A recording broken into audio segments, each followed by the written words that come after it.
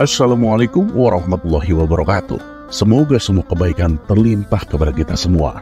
Amin ya rabbal alamin. Suatu ketika, kawan-kawan Abu Nawas yang sering berkumpul di warung tanpa sebab ditangkap oleh beberapa pengawal istana.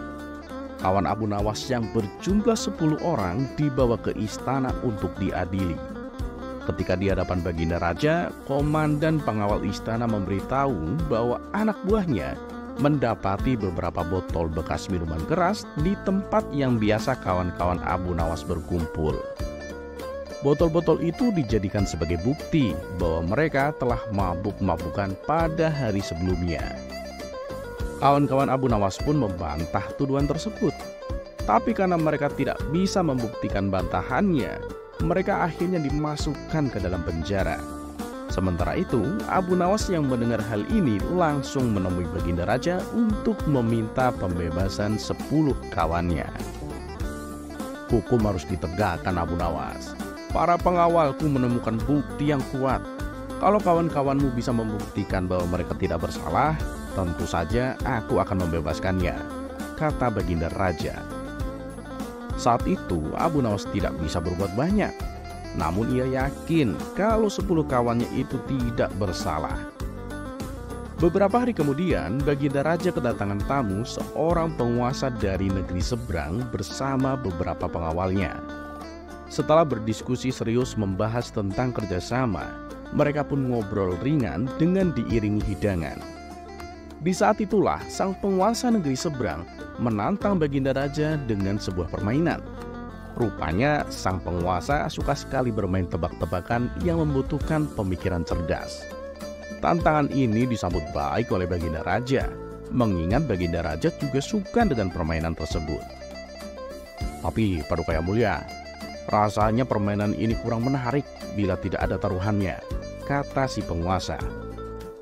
Oke, aku setuju, balas Baginda Raja. Maka dimulailah permainan tebak-tebakan.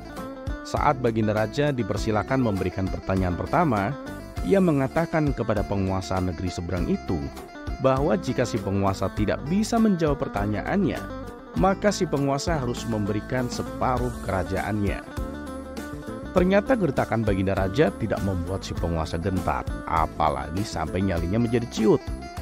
Dan benar saja, pertanyaan tebakan yang diajukan Baginda Raja dengan mudahnya dijawab oleh penguasa negeri seberang itu. Hal ini dikarenakan sang penguasa terkenal cerdas dan berwawasan luas. Dan sekarang tibalah giliran Baginda Raja yang harus menjawab tebakan dari sang penguasa. Nah, kalau Paduka tidak bisa menebak pertanyaan saya, kuda kesayangan Paduka akan menjadi milik saya, kata si penguasa. Baginda Raja pun menyanggupinya, tapi dengan syarat bahwa jika ia tidak bisa menjawab, ia boleh minta bantuan kepada para menterinya. Oh, silakan Paduka. Paduka boleh minta bantuan kepada siapa saja. Nah, pertanyaannya begini Paduka. Aku mempunyai seekor kambing, seekor serigala, dan seikat rumput. Aku ingin menyeberangkan mereka satu persatu dari sebuah tepi sungai ke tepi lainnya. Maka apa yang harus aku lakukan supaya kambing tidak memakan rumput dan serigala juga tidak memakan kambing? Tanya penguasa negeri seberang. Baginda Raja mulai berpikir. Pertama, aku akan membawa kambing ke tepian dan membiarkan serigala bersama rumput. Tentu serigala tidak akan makan rumput kan? Kata Baginda Raja dengan penuh percaya diri. Tapi tiba-tiba Baginda Raja terdiam, berpikir dalam. Karena langkah kedua akan sangat membingungkan. Kalau yang aku bawa dulu adalah rumput, lalu diletakkan bersama kambing, nanti saat aku mengambil serigala, pasti kambing akan memakan rumputnya. Sedangkan kalau yang aku bawa dulu adalah serigala, lalu diletakkan bersama kambing, nanti saat aku mengambil rumput, pasti serigala akan memakan kambing, pikir Baginda Raja. Setelah sekian lama berpikir, Baginda Raja tak kunjung menemukan jawaban.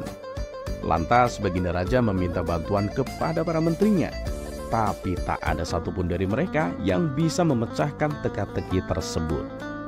Akhirnya Baginda Raja pun pasrah. Ia harus rela akan kehilangan kuda kesayangan yang sangat dicintainya. Antara sedih dan kecewa bercampur menjadi satu. Bagaimana Paduka Raja? apakah Paduka bisa menjawabnya? Tanya penguasa negeri seberang. Sejenak Baginda Raja terdiam sambil menghela nafas. Tiba-tiba terlintas di benaknya sosok Abu Nawas. Seolah menemukan secercah harapan, Baginda Raja kemudian berkata, "Tunggu dulu, aku belum menyerah. Aku akan meminta bantuan kepada salah satu rakyatku." Sang penguasa negeri seberang itu pun mempersilahkannya. Maka dengan segera Baginda Raja menyuruh beberapa pengawal untuk memanggil Abu Nawas. Dan singkat cerita, datanglah Abu Nawas ke istana menghadap Baginda Raja. Kehadiran Abu Nawas langsung disambut senyum kebahagiaan oleh Baginda Raja. "Abu Nawas, aku butuh bantuanmu untuk menjawab sebuah tebakan. Kalau kamu bisa, aku akan memberimu uang 1000 dinar. Gimana?" kata Baginda Raja. Abu Nawas pun kaget mendengarnya, karena hadiah uang yang ditawarkan itu sangatlah besar. "Memangnya tebakan apa yang hendak Paduka tanyakan?" tanya Abu Nawas. "Tebakannya bukan dariku, Abu Nawas, tapi dari tamuku, raja penguasa negeri seberang itu," balas Baginda Raja. "Oh begitu, tapi saya tidak menginginkan hadiah 1000 dinar Paduka," balas Abu Nawas. "Lalu apa yang kau inginkan?" tanya Baginda Raja heran. "Begini Paduka, kalau saya bisa menjawab tebakan dengan tepat, saya minta 10 kawan saya yang tempo hari di penjara supaya dibebaskan," pinta Abu Nawas. "Oke, baiklah, saya akan penuhi permintaanmu," kata Baginda Raja. Kemudian Abu Nawas meminta kepada penguasa negeri seberang itu untuk mengulang kembali pertanyaan tebakannya. Begini pertanyaannya, "Aku mempunyai seekor kambing, seekor serigala, dan seikat rumput. Aku ingin menyeberangkan mereka satu persatu dari sebuah tepi sungai ke tepi lainnya. Maka apa yang harus aku lakukan supaya kambing tidak makan rumput dan serigala juga tidak makan kambing?" Dengan penuh percaya diri, Abu Nawas pun menjawabnya. "Pertama, bawalah kambing ke tepian dan biarkan serigala bersama rumput. Kedua, bawalah rumput ke tepian dan letakkan bersama kambing. Tapi saat akan mengambil serigala, bawalah serta kambingnya supaya rumputnya tidak dimakan. Setelah sampai di tempat serigala, letakkan kambing di situ dan ambil serigalanya. Lalu bawalah serigala ke tepian dan letakkan bersama rumput. Kemudian bawa kambingnya dan letakkan di tepian bersama serigala dan rumput. Dengan begitu, Tuan telah berhasil menyeberangkan mereka tanpa ada yang dimakan," jelas Abu Nawas. Penguasa negeri seberang itu tercengang mendengar jawaban dari Abu Nawas. Ia sangat memuji kecerdasannya. Begitu pula dengan Baginda Raja. Ia sangat berterima kasih kepada Abu Nawas karena tak jadi kehilangan kuda kesayangannya. Untuk menepati janjinya, Baginda Raja membebaskan 10 kawan Abu Nawas dan bahkan memberikan hadiah sejumlah uang kepada Abu Nawas.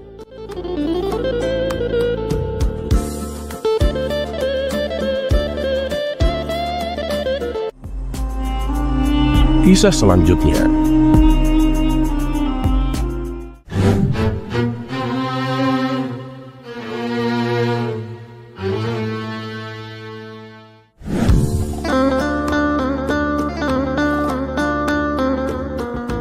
Suatu hari, di sela-sela waktu senggangnya, Baginda Raja mengajak Abu Nawas untuk menemaninya berburu di hutan. Tentu saja dengan penuh semangat, Abu Nawas langsung mengiyakannya. Bahkan ia menyarankan agar tak lagi berburu di hutan yang sama. "Loh, memangnya kenapa Abu Nawas? Emang kamu punya rencana lain?" tanya Baginda Raja. "Oh ada Paduka. Saya akan mengajak Paduka ke hutan yang banyak binatang rusanya," jawab Abu Nawas. "Wah, yang bener. Di mana itu?" tanya Baginda Raja kembali. "Adalah Paduka, tapi perjalanannya lumayan jauh," jawab Abu Nawas. "Oh nggak masalah, aku punya 2 kuda putih. Nanti aku 1, kamu 1, balas Baginda Raja. Sontak saja Abu Nawas kaget mendengarnya, karena kuda putih yang Baginda Raja sebutkan merupakan kuda kerajaan yang paling gagah dan sangat cepat larinya, dan hanya orang-orang tertentu saja yang diperkenankan untuk menungganginya. "Paduka serius?" tanya Abu Nawas memastikan. Ya seriuslah Abu Nawas. Tapi awas, kalau sampai hutan yang kamu ceritakan itu ternyata tidak sesuai dengan kenyataan, kamu akan aku hukum, ancam Baginda Raja. Oh tenang Paduka, Paduka pasti nggak akan kecewa, kata Abu Nawas meyakinkan. Maka pergilah keduanya menuju hutan yang dimaksud. Karena keduanya mengendarai kuda yang istimewa, sehingga hanya dalam beberapa waktu jam saja mereka sudah sampai ke hutan yang dituju. Dan ternyata apa yang diceritakan oleh Abu Nawas benar adanya. Pada hari itu Baginda Raja sampai lupa waktu karena saking asiknya berburu binatang rusa. Setelah seharian penuh berburu hewan, akhirnya Baginda Raja pulang dengan perasaan yang sangat puas. Sesampainya di istana, Baginda Raja berkata kepada Abu Nawas, Abu Nawas, kuda putih itu sekarang jadi milikmu. Tapi kamu harus berjanji siap menemaniku berburu kapanpun aku mau. Mendengar hal itu, Abu Nawas pun sangat bahagia. Terima kasih Paduka yang mulia. Hamba siap menemani Paduka berburu kapanpun Paduka mau. Ia pun langsung pulang ke rumah dengan mengendarai kuda putih istimewanya. Selepas Abu Nawas pergi, Baginda Raja tak henti-hentinya menceritakan keseruan berburu di hutan tersebut kepada para menteri istana. Baginda Raja juga memuji Abu Nawas karena telah menunjukkan hutan yang membuat petualangan berburunya menjadi lebih seru. Para menteri istana pun ikut senang melihat rajanya bahagia. Namun ada salah satu menteri yang merasa iri dengan Abu Nawas. Ia pun lalu mendekati Baginda Raja dan kemudian berkata, Paduka, saya tahu ada hutan yang lebih mengasihkan daripada hutan yang Abu Nawas tunjukkan, kata sang menteri. Wah, yang benar kamu. Ada hewan apa aja di sana? Tanya Baginda Raja penasaran. Begini Paduka, di hutan itu Paduka bisa berburu hewan apa aja. Di sana banyak sekali hewan-hewan, bahkan singa juga banyak sekali Paduka, jawab sang menteri. Waduh, kalau itu mah berbahaya. Bisa-bisa malah aku yang mati diterkam singa, jawab Baginda Raja. Oh tenang Paduka, Paduka gak usah khawatir. Singa-singa di sana itu gak ada yang makan manusia. Jadi Paduka bisa berburu sesuka hati, jawab sang menteri. Wah mantap kalau begitu. Besok antar aku ke sana. Nanti aku beri kamu kuda putih, balas Baginda Raja.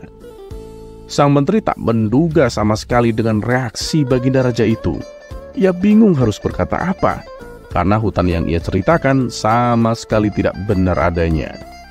Akhirnya ia pun menemukan jawaban untuk mengelak dari ajakan Baginda Raja. Tapi maaf Paduka, kalau untuk saat ini gak bisa. Karena hewan-hewan di sana hanya datang dan berkumpul pada setiap akhir tahun saja Paduka, kata sang menteri beralasan. Beberapa hari kemudian rupanya cerita tentang hutan dari sang menteri membuat Baginda Raja penasaran. Ia pun lalu menceritakannya kepada Abu Nawas. Mendengar cerita tersebut tentu saja tak membuat Abu Nawas percaya begitu saja. Paduka, apa benar yang diceritakan sang menteri itu? Tanya Abu Nawas. Ya bener lah Abu Nawas. Memangnya kenapa? Kata Baginda Raja balik bertanya. Nah inilah yang saya khawatirkan kalau sampai Paduka percaya begitu saja, ujar Abu Nawas. Khawatir? Khawatir kenapa Abu Nawas? Tanya Baginda Raja. Ya karena kuda putih pemberian Paduka yang kemarin, ternyata selama ini dia menginginkan jadi seorang raja. Dia selalu berkata kepadaku, katanya dia lebih cepat dan lebih kuat daripada Paduka. Dan kuda itu juga terus bertanya-tanya, kenapa bukan dia yang menjadi raja, tutur Abu Nawas. Ah, yang bener aja Abu Nawas. Emangnya kuda bisa bicara? Tanya Baginda Raja heran. Dengan tersenyum, Abu Nawas pun menjawab, ya memang nggak bisa, kuda memang nggak bisa bicara Paduka. Saya hanya ingin menunjukkan kepada Paduka bahwa terkadang kita itu harus waspada terhadap omongan yang tidak masuk akal. Seketika Baginda Raja baru tersadar bahwa hutan yang diceritakan sang menteri tidak benar adanya, karena memang tidak masuk akal sama sekali. Ia pun lalu memanggil menteri tersebut untuk bisa menunjukkan di mana hutan itu berada. Sang menteri lagi-lagi mengelak ajakan Baginda Raja yang membuat Baginda Raja menjadi emosi. Kamu jangan banyak alasan. Kalau kamu tidak bisa menunjukkan sekarang, kamu akan aku hukum 5 tahun penjara. Tapi kalau kamu jujur apa adanya dan mengakui kebohonganmu, hukumanmu akan aku potong jadi 1 bulan, bentak Baginda Raja. Akhirnya sang menteri mengakui perbuatannya dan mendapatkan hukuman 1 bulan penjara.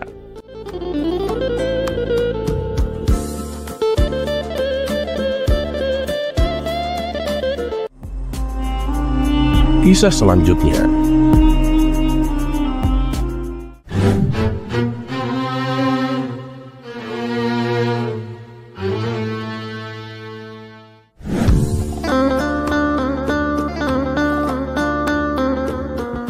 Usaha Baginda Raja untuk mengerjai Abu Nawas seakan tidak ada habisnya.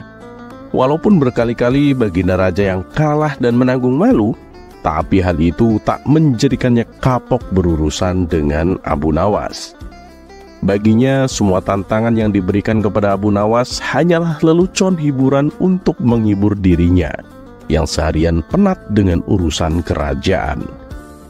Dan pada cerita kali ini, Baginda Raja memerintahkan kepada Abu Nawas untuk membawakan karpet ajaib, yaitu sebuah karpet yang bisa terbang.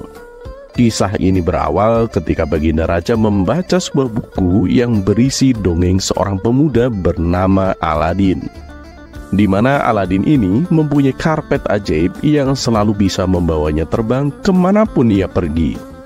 Karena merasa tertarik dengan dongeng tersebut, Baginda Raja menyuruh Abu Nawas untuk membawakan karpet yang sama persis seperti milik Aladin. Mendengar itu, Abu Nawas pun tak habis pikir. Hanya gara-gara sebuah buku dongeng, Baginda Raja tega memberinya tugas yang sangat tidak masuk akal. Ampun Paduka yang mulia, tapi itu kan hanya sebuah dongeng Paduka. Jadi karpet yang dimiliki Aladin itu mustahil ada di kehidupan nyata Paduka, ujar Abu Nawas. Nah makanya, tugasmu adalah membuatnya menjadi nyata. Kalau kamu berhasil, aku akan memberimu hadiah yang banyak. Tapi awas, kalau sampai gagal, kamu akan aku hukum, ancam Baginda Raja. Mau tidak mau, Abu Nawas pun harus melaksanakan perintah konyol rajanya tersebut. Kamu gak usah khawatir Abu Nawas, aku tidak akan memberimu tugas baru setelah kamu menyelesaikan tugas ini, kata Baginda Raja. Dengan langkah gontai, Abu Nawas pergi meninggalkan istana. Di sepanjang perjalanan pulang, ia terus memikirkan bagaimana caranya supaya bisa lolos dari hukuman. Dan setibanya di rumah, sang istri memberi kabar bahwa tetangganya mengalami kecelakaan. Ia terjatuh dari pohon yang lumayan tinggi ketika mencari kayu bakar di hutan. Akibatnya salah satu kakinya patah dan terluka parah dan harus dipotong. Kenapa nggak disembuhin aja? Kasihanlah kalau harus dipotong, tanya Abu Nawas. Iya sih, tapi sayangnya udah nggak bisa disembuhin. Kalaupun nggak dipotong, kakinya juga sudah tidak berfungsi, jelas sang istri. Mendengar jawaban tersebut, terbesit sebuah ide di benak Abu Nawas akan sebuah jalan keluar untuk menyelesaikan tugas dari Baginda Raja. Dan hari yang ditentukan pun telah tiba. Abu Nawas segera berangkat menuju istana. Di tangannya ia membawa gulungan karpet yang terbungkus rapi dan diberi wewangian. Bagaimana Abu Nawas? Apakah kamu sudah mendapatkan apa yang aku inginkan? Tanya Baginda Raja. Sudah Paduka yang mulia, ini dia karpet ajaib yang Paduka inginkan, jawab Abu Nawas. Ia pun menggelar karpet tersebut dan menyuruh Baginda Raja untuk duduk di atasnya. Namun setelah sekian lama duduk, karpet itu tak kunjung terbang. Abu Nawas, ini kenapa nggak terbang? Kamu jangan mempermainkanku Abu Nawas, bentak Baginda Raja. Oh tidak Paduka, mana berani saya mempermainkan Paduka. Karpet ini saya dapatkan dari jin sakti penunggu pohon Paduka, jadi nggak mungkin nggak bisa terbang. Sebentar Paduka, saya cek dulu. Oh alah, ternyata ini penyebabnya. Pantas saja gak mau terbang, kata Abu Nawas sambil menunjuk pinggiran karpet yang terpotong. Maksudmu bagaimana Abu Nawas? Tanya baginda raja. Ya bagaimana bisa terbang Paduka? Karpetnya aja sudah tidak utuh lagi. Ada bagian yang telah terpotong, jawab Abu Nawas. Lalu bagaimana ini? Coba kamu betulkan Abu Nawas, pinta baginda raja. Waduh, maaf Paduka yang mulia. Tugas saya adalah membawa karpet terbang, bukan membetulkannya. Itu sudah di luar kewajiban tugas saya Paduka, jelas Abu Nawas. Terus siapa yang akan membetulkan karpet ini? Tanya baginda raja. Itu bukan urusan saya dong Paduka. Silahkan Paduka cari orang lain saja. Sesuai dengan apa yang Paduka katakan sebelumnya, bahwa saya tidak akan diberi tugas baru setelah menyelesaikan tugas yang satu ini. Dan tugas saya adalah membawa karpet ajaib yang bisa terbang, bukan membuat karpetnya supaya bisa terbang, balas Abu Nawas. Baginda raja pun tak bisa membantah perkataan Abu Nawas itu. Usahanya kali ini untuk mengerjai Abu Nawas kembali mengalami kegagalan.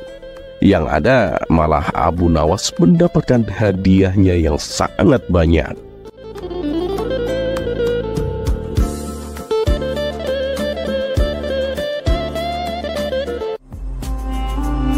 Kisah selanjutnya.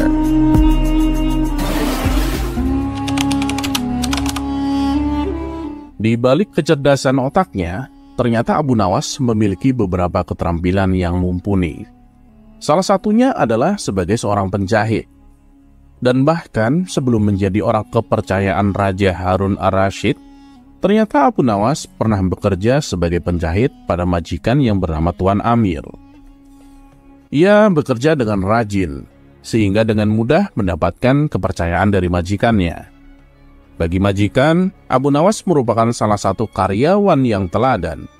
Meski demikian, Tuan Amir mengerti kebiasaan buruk Abu Nawas yang kerap kali meminum atau memakan makanan kepunyaan tuannya. Pada suatu hari, Tuan Amir datang dengan membawa satu kendi madu. Melihat majikannya datang dengan membawa sebuah kendi, Abu Nawas menghampiri majikannya. "Wahai Tuan, untuk apa kendi itu? Bolehlah aku meminta isinya?" tanya Abu Nawas. Karena khawatir madu itu akan diminum Abu Nawas, maka majikannya terpaksa berbohong. Abu Nawas, kendi ini berisi racun, dan aku tidak mau nanti kamu mati karena meminumnya, jawab sang majikan.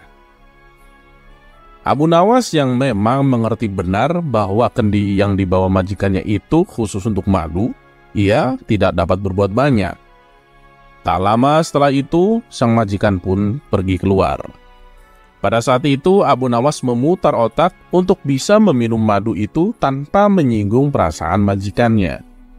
Karenanya, Abu Nawas menjual sepotong pakaian. Hasil penjualannya itu kemudian ia gunakan untuk membeli roti. Setibanya di tempat kerja, roti itu dimakan dengan menggunakan madu milik sang majikan. Hingga tak terasa, madu itu pun habis diminum Abu Nawas. Madu itu terasa sangat nikmat, sehingga membuat Abu Nawas merasa sangat kekenyangan. Abu Nawas kemudian kembali melanjutkan pekerjaannya tanpa menunjukkan gelagat yang mencurigakan. Namun, tak lama kemudian, majikannya datang dengan membawa sepotong roti. Alangkah terkejutnya Tuan Amir ini ketika mendapati tutup kendinya terbuka dan madu di dalam kendi itu sudah habis tak tersisa. Tak hanya itu, Tuan Amir juga mendapatkan sepotong pakaiannya telah hilang. Ini pasti ulah Abu Nawas, gumamnya dalam hati. Tuan Amir pun langsung menghampiri Abu Nawas yang lagi sibuk bekerja menjahit pakaian. "Hei Abu Nawas, apa sebenarnya yang telah terjadi? Mengapa isi kendi ini habis dan sepotong pakaian telah hilang?" tanya Tuan Amir. "Maaf Tuan, tadi sewaktu Tuan pergi, ada sekelompok pencuri datang mengambil pakaian Tuan," kata Abu Nawas. "Lantas, apa yang kamu lakukan terhadap pencuri itu?" tanya Tuan Amir lagi. Mendapatkan pertanyaan yang terus-menerus dari majikannya, Abu Nawas semakin berpura-pura gemetar. Tapi meski demikian, dia tetap tidak kekurangan akalnya. "Saya ketakutan, Tuan, dan tidak bisa berbuat apa-apa," kata Abu Nawas. "Lantas, mengapa isi kendiku hilang? Apakah juga diminum oleh pencuri itu?" tanya Tuan Amir. "Oh tidak, Tuan," jawab Abu Nawas dengan polosnya. "Lalu siapa yang telah meminumnya?" tanya Tuan Amir lagi. "Sekali lagi mohon maaf, Tuan Majikan. Karena takut akan dimarahi oleh Tuan, maka saya putuskan untuk memilih bunuh diri saja, menggunakan racun yang ada di dalam kendi itu," jelas Abu Nawas. Mendengar pengakuan jujur dan keahlian akal Abu Nawas, Tuan Amir yang semula akan marah, akhirnya mengurungkan niatnya. Ia sadar jika semua itu juga kesalahannya, karena telah berbohong kepada bawahannya. Dan begitulah cara Abu Nawas untuk mendapatkan madu gratis.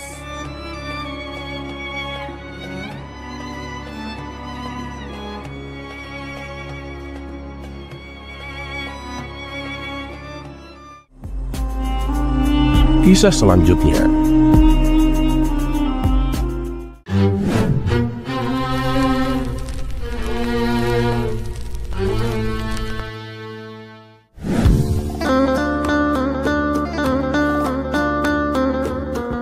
Suatu ketika, Abu Nawas mendengar kabar bahwa di sebelah tempat pemandian umum ada toko minyak wangi yang menjual candu. Di mana candu tersebut katanya, apabila ada orang yang menghisapnya, kesadarannya akan hilang alias mabuk. Karena penasaran, Abu Nawas pun timbul keinginan untuk mencobanya. Maka berangkatlah ia menuju toko minyak wangi tersebut. Ia lalu membeli sedikit candu dan dibawanya ke pemandian umum. Sambil berendam di air, Abu Nawas menghirup candu tersebut. Tapi setelah candu itu habis, Abu Nawas tak merasakan apapun. "Ah, dasar omong kosong. Apanya yang bisa membuat mabuk? Aku masih waras begini dan sama sekali nggak kehilangan akal," gumam Abu Nawas dalam hati. Merasa dirinya kena tipu, ia pun keluar dari kolam pemandian dan hendak meminta ganti rugi. Ia pun berjalan dengan mantap seperti seseorang yang sedang menahan amarah. Orang-orang yang melihat perilaku Abu Nawas ini menjadi heran dan bertanya, "Kamu mau kemana, Abu Nawas?" tanya mereka. "Aku akan ke penjual minyak wangi itu, mau minta ganti rugi aku," jawab Abu Nawas. "Memangnya kenapa?" tanya mereka. "Dia telah menipuku. Katanya candu yang dijual bisa memabukkan dan bisa membuat orang kehilangan akal. Tapi aku sama sekali tak merasakan apapun. Aku masih waras dan aku juga baik-baik saja," jawab Abu Nawas. Spontan orang-orang tertawa mendengarnya. "Coba kau perhatikan apa yang sedang kau kenakan itu, Abu Nawas," seloroh mereka. Abu Nawas pun langsung melihat ke dirinya sendiri. Spontan ia terkejut dan heran. "Loh, kenapa aku bisa telanjang begini?" batin Abu Nawas dengan ekspresi wajah bingung. Begitu menyadari dirinya dalam keadaan telanjang, Abu Nawas pun segera berlari ke kolam dan menceburkan diri.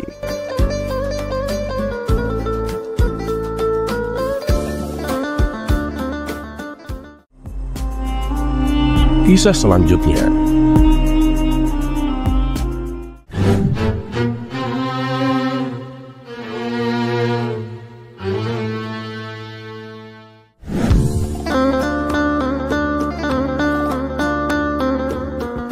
Suatu hari, Abu Nawas main ke rumah temannya yang berada di luar kota.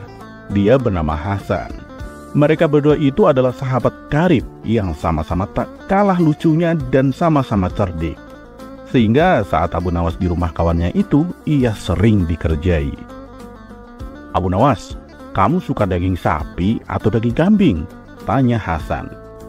Mendengar tawaran Hasan, Abu Nawas mengira akan disuguhi makanan dan disuruh memilihnya.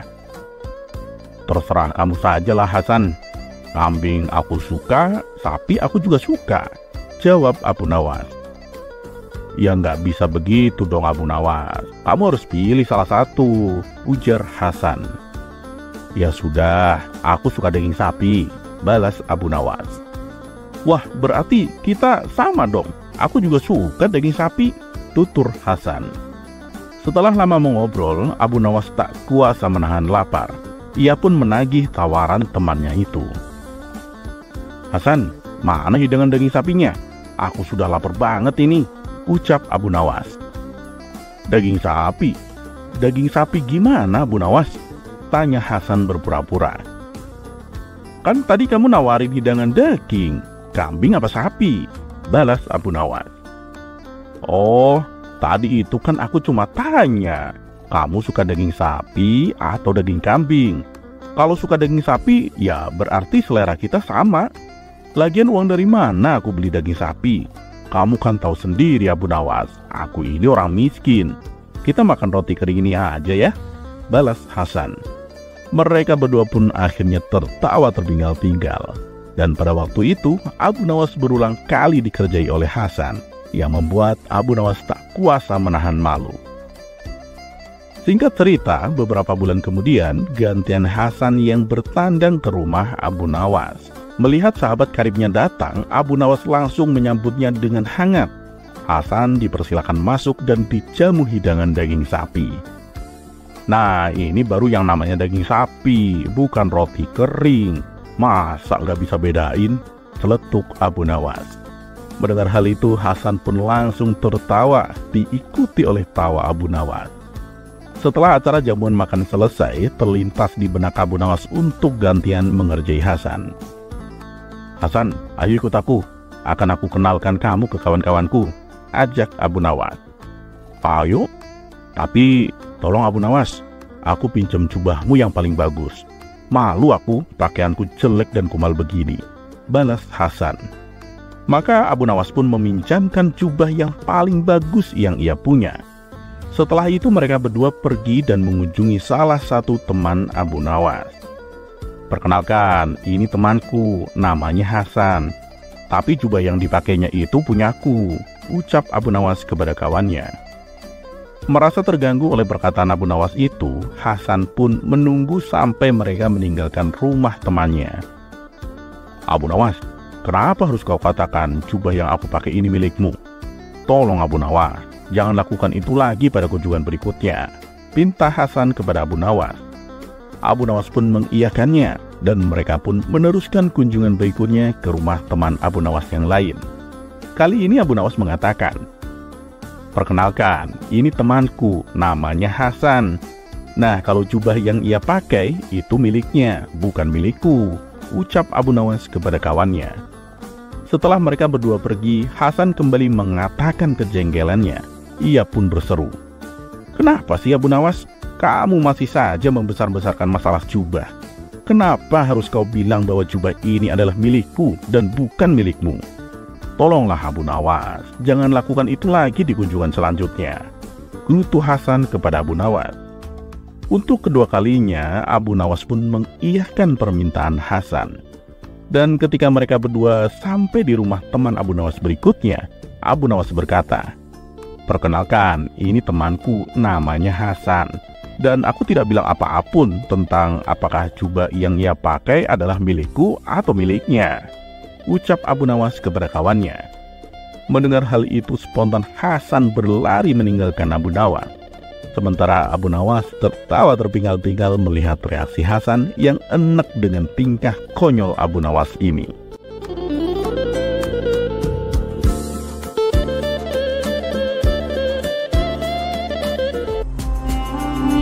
Kisah selanjutnya.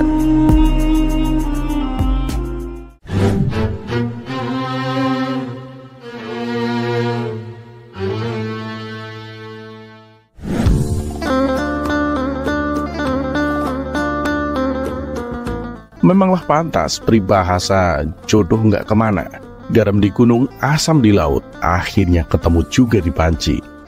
Seperti pada kisah kali ini, yang mana kisah ini diawali dari suatu ketika Abu Jahil dan kedua temannya hendak melakukan suatu pengembaraan. Sebenarnya Abu Jahil sudah mengajak Abu Nawas untuk ikut serta bersamanya. Tapi karena Abu Nawas sedang mendapat tugas dari Baginda Raja, ia pun terpaksa tidak jadi ikut. Dan singkat cerita, berangkatlah Abu Jahil dan kedua temannya melakukan sebuah pengembaraan itu.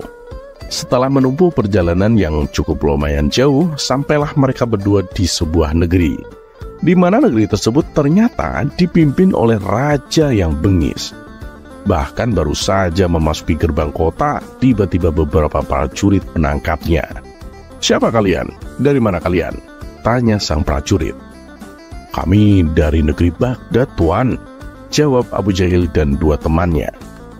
Begitu mengetahui bukan penduduk asli, mereka langsung diseret ke istana untuk dihadapkan kepada rajanya. "Oh, jadi kalian dari negeri Baghdad. Untuk apa kalian datang kemari? Atau jangan-jangan kalian ini mata-mata?" bentak sang raja. "Ampun Tuan Raja, kami hanyalah rakyat biasa," jawab Abu Jahil. Awalnya sang raja tak percaya begitu saja, tapi setelah menginterogasinya cukup lama, akhirnya sang raja mempercayainya. "Baiklah, karena kalian adalah seorang tamu, maka kami akan melayani kalian. Kalian dipersilahkan menginap di sini selama 3 hari. Tapi sebelumnya, kalian harus menjalani aturan yang akan aku berikan," kata sang raja. "Aturan? Aturan apa Tuan Raja?" tanya mereka. "Kalian akan memasuki gudang melalui pintu depan dan keluar melalui pintu belakang. Nah, di dalam gudang itu banyak terdapat tikus. Jika ada yang sampai menginjaknya, maka selama menginap di sini akan ditempatkan di kamar yang kotor dan akan dilayani oleh wanita jelek dan jorok. Tapi kalau berhasil tidak menginjak tikus sama sekali, akan ditempatkan di kamar yang megah dan wangi dan akan dilayani oleh wanita yang cantik," jelas sang raja. Abu Jahil dan kedua kawannya pun setuju. Kemudian kawan Abu Jahil yang pertama mulai melakukan tugasnya. Saat ia memasuki gudang, nasib sial dialaminya. Ia menginjak tikus sampai mati. Walhasil kawan Abu Jahil yang pertama ini ditempatkan di kamar yang kotor dan ditemani oleh wanita yang jelek dan jorok. Begitu pula dengan kawan Abu Jahil yang kedua. Ia melakukan sebuah kesalahan karena ia menginjak salah satu tikus yang ada di dalam gudang. Akibatnya ia pun ditempatkan di kamar kotor dan ditemani wanita jelek dan jorok. Kini giliran Abu Jahil untuk memasuki gudang. Dengan sangat hati-hati ia memperhatikan setiap langkahnya.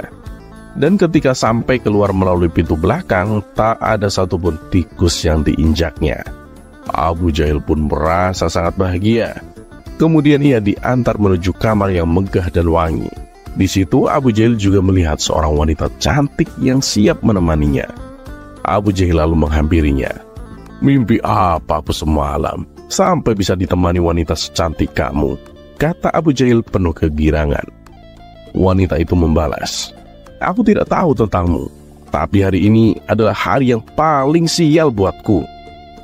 Abu Jahil pun terkejut dan bertanya, "Loh, memang apa yang membuatmu sial?" Wanita cantik itu kembali membalas, "Kesialanku ini karena aku telah menginjak seekor tikus." Spontan Abu Jahil mengernyitkan dahinya, seolah tak percaya dengan apa yang ia barusan dengar.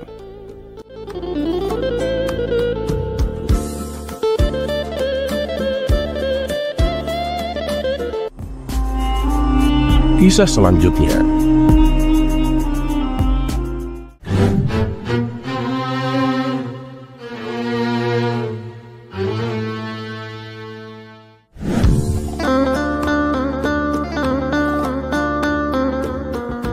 Untuk memenuhi kebutuhan sehari-harinya, selain mencari kayu bakar di hutan, Abu Nawas juga sering pergi keluar kota untuk berdagang. Di kota yang dituju, Abu Nawas selalu mampir ke warung makan langganannya. Hingga suatu ketika, Abu Nawas baru saja tiba di kota itu. Seperti biasa, ia terlebih dahulu mampir ke warung makan langganannya. "Kawan, saya pesan 1 porsi ayam dan 2 butir telur ya. Tapi boleh nggak bayarnya nanti kalau daganganku terjual habis?" tanya Abu Nawas. "Oh, nggak apa-apa Bu Nawas. Kamu kan langganan di warung kami. Ya bolehlah," jawab pemilik warung. Ketika Abu Nawas selesai makan, ia pun lalu pergi untuk menjualkan dagangannya. Sebulan, 2 bulan, dan 3 bulan berlalu. Dagangan Abu Nawas terjual habis. Kemudian Abu Nawas mendatangi kembali warung makan langganannya. "Wah, bagaimana Abu Nawas? Laris nih dagangannya?" tanya pemilik warung. "Ya, alhamdulillah lah kawan, daganganku laku semuanya."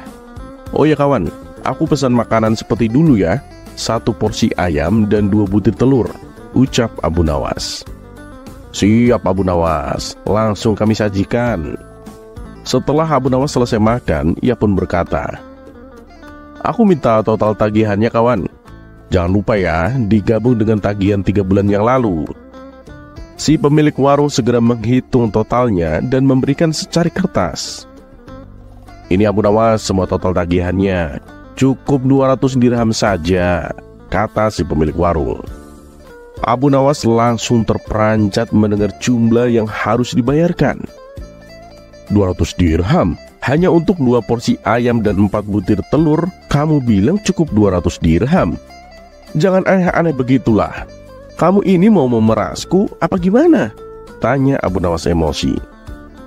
Sabar dulu Abu Nawas, jangan emosi begitu. Harga ini sudah cukup murah loh. Sudah aku kasih diskon. Coba kamu pikir, ayam yang kamu makan sejak 3 bulan lalu itu, kalau setiap harinya dia bertelur, maka pasti akan menghasilkan ayam-ayam yang banyak. Bila dijual, totalnya bisa sampai ribuan dirham itu. Berhubung kamu langganan di sini, aku cuma memintamu membayar 200 dirham, kata si pemilik warung menjelaskan. Ah, ada-ada saja kamu ini. Mana bisa begitu? Bagaimana kamu bisa yakin 1 ayam akan menghasilkan banyak ayam? Ini cuma akal-akalanmu saja, ujar Abu Nawas.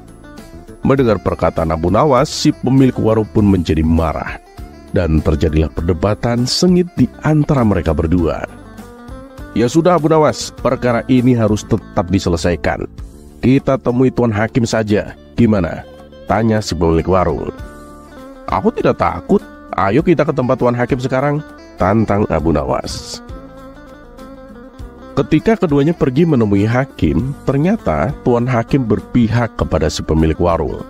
Rupa-rupanya Tuan Hakim sudah dijanjikan kiriman makanan lezat oleh si pemilik warung.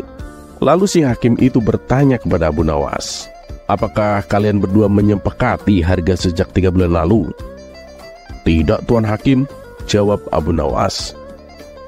Nah kalau begitu ya mungkin saja dalam jangka waktu 3 bulan ayam yang kamu makan itu akan menghasilkan ratusan telur dan ayam, tutur Tuan Hakim. Iya, itu bisa jadi, tapi kalau ayamnya masih hidup. Sedangkan ayam yang aku makan kan sudah mati dan sudah dimasak Tuan Hakim, balas Abu Nawas. Namun pendapat Abu Nawas itu dihiraukan oleh Tuan Hakim.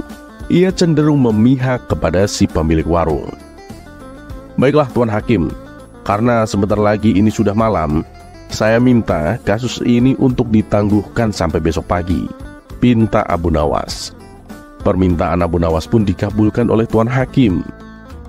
Seharian Abu Nawas memikirkan cara supaya bisa memenangkan kasusnya. Namanya saja Abu Nawas, dia tidak akan pernah mau mengalah dan tak akan pernah kehilangan akal cerdiknya. Di tengah gelapnya malam, senyum Abu Nawas mulai mengembang, pertanda si cerdik itu sudah menemukan solusinya. Dan pada keesokan harinya, berangkatlah Abu Nawas menuju rumah Tuan Hakim. Setibanya di sana, ternyata si pemilik warung sudah datang lebih awal. Wah Abu Nawas, kenapa kamu terlambat? Kami sudah menunggumu dari tadi, tanya Tuan Hakim jengkel. Maaf Tuan Hakim, tadi itu ada tamu kawan bisnis. Dia minta biji gandum untuk ditanam. Ya terpaksa aku harus merebusnya dulu. Nah setelah matang baru aku berikan kepadanya untuk ditanam. Ya jadi aku datang terlambat Tuan Hakim, kata Abu Nawas menjelaskan.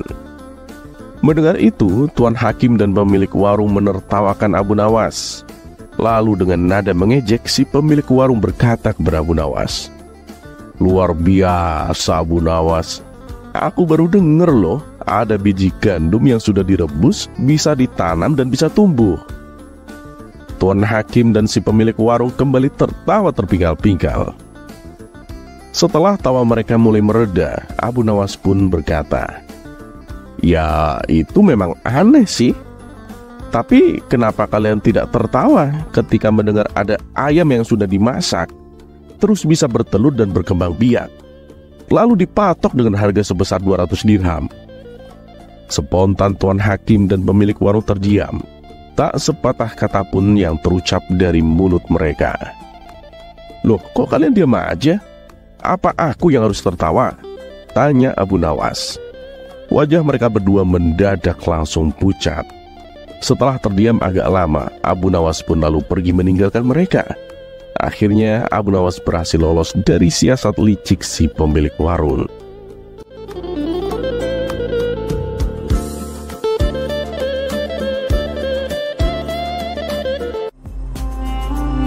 Kisah selanjutnya.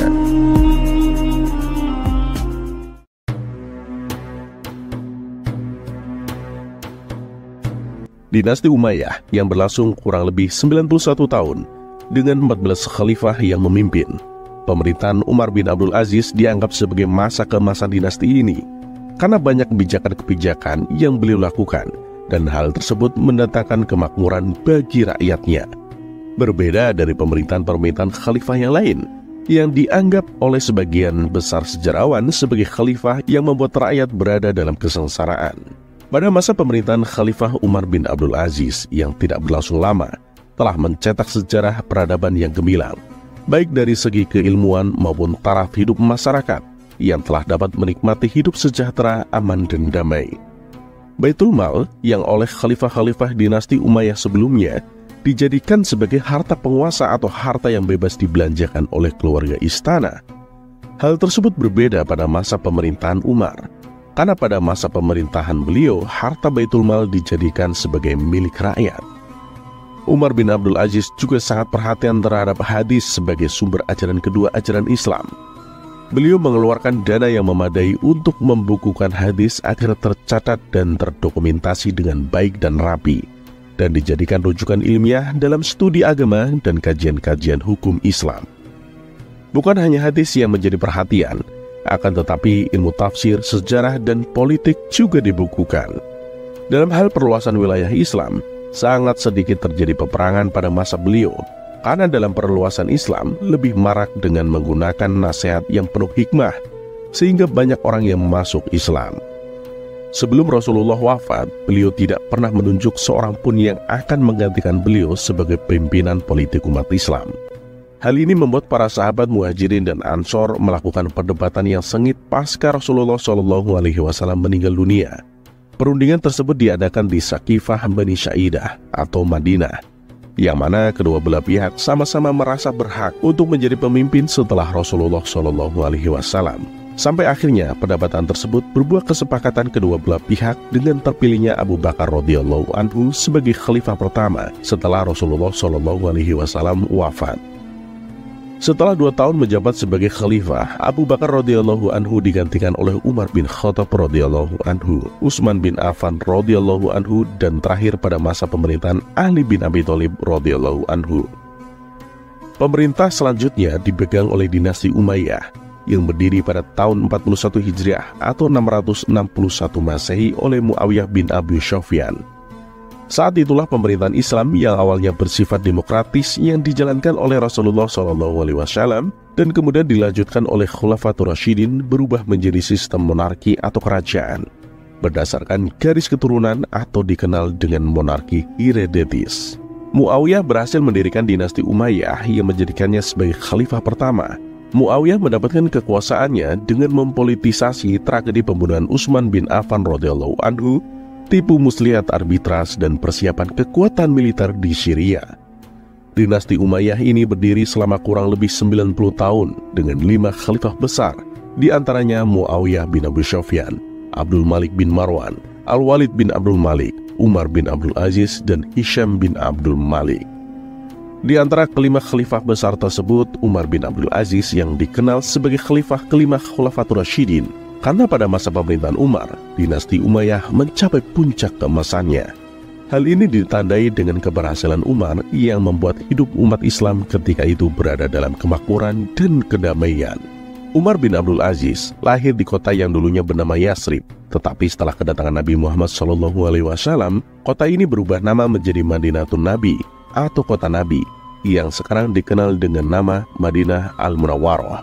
Umar lahir pada tahun 63 Hijriah atau 682 Masehi.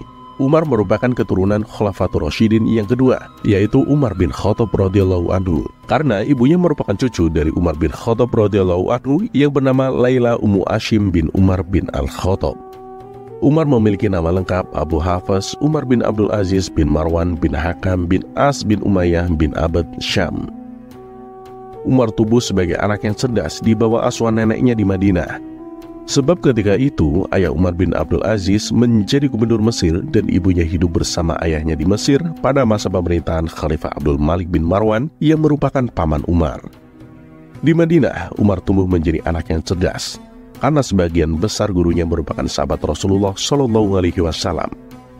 Umar belajar berbagai ilmu seperti periwayatan hadis, fikih, dan kesusastraan Arab. Berkat ilmunya inilah akhirnya Umar tumbuh menjadi orang yang bijaksana dan disegani oleh masyarakatnya. Umar menjadi cinta akan ilmu pengetahuan. Hal ini tergambar dari kebiasaan Umar yang selalu mempelajari ilmu agama serta menjaga majelis ilmu di Madinah. Umar bin Abdul Aziz sudah mulai menghafal Al-Quran semenjak masih kecil. Pemahaman Umar tentang Al-Quran menjadikan beliau sebagai seorang yang saleh, karena Al-Quran menuntun manusia untuk mengenal Allah SWT, surga, neraka, takdir, dan seluruh aspek kehidupan dunia dan akhirat. Umar sangat takut mendengar kematian, serta sering menangisi terhadap yang terjadi pada umurnya. Pernah suatu ketika, ibunya mendengar Umar menangis. Lalu beliau bertanya kepada Umar, "Mengapa engkau menangis, wahai anakku?" Lalu Umar menjawab, "Aku ingat mati." Maka saat itu pun ibu Umar juga ikut menangis. Hal inilah yang menjadikan Umar sebagai orang yang selalu mempelajari dan mengamalkan Al-Quran. Umar muda menyelesaikan pendidikannya dengan sangat baik. Makanya beliau diangkat menjadi menantu oleh Khalifah Abdul Malik untuk anak perempuannya Fatimah binti Abdul Malik. Setelah menikah, Umar pun diangkat menjadi seorang gubernur di Husnairah, kota besar sesudah Aleppo di bagian Syria yang merupakan wilayah kekuasaan dinasti Umayyah pada tahun 85 Hijriah. Tetapi pemerintahan Umar di wilayah ini belum sampai 2 tahun, beliau dipindahkan ke Madinah untuk menggantikan gubernur lama yang seringkali menggelisahkan rakyat. Di Madinah, Umar berhasil membawa masyarakatnya ke dalam kedamaian dan kemakmuran. Oleh karena itu, kemudian beliau diangkat menjadi gubernur untuk seluruh tanah Hijaz, yaitu Mekah dan Madinah. Selama 6 tahun di Madinah, Umar telah melakukan banyak hal untuk kenyamanan dan ketentraman masyarakat. Salah satu hasil kerja Umar adalah memperluas Masjid Madinah, membuat sumur umum untuk kepentingan masyarakat.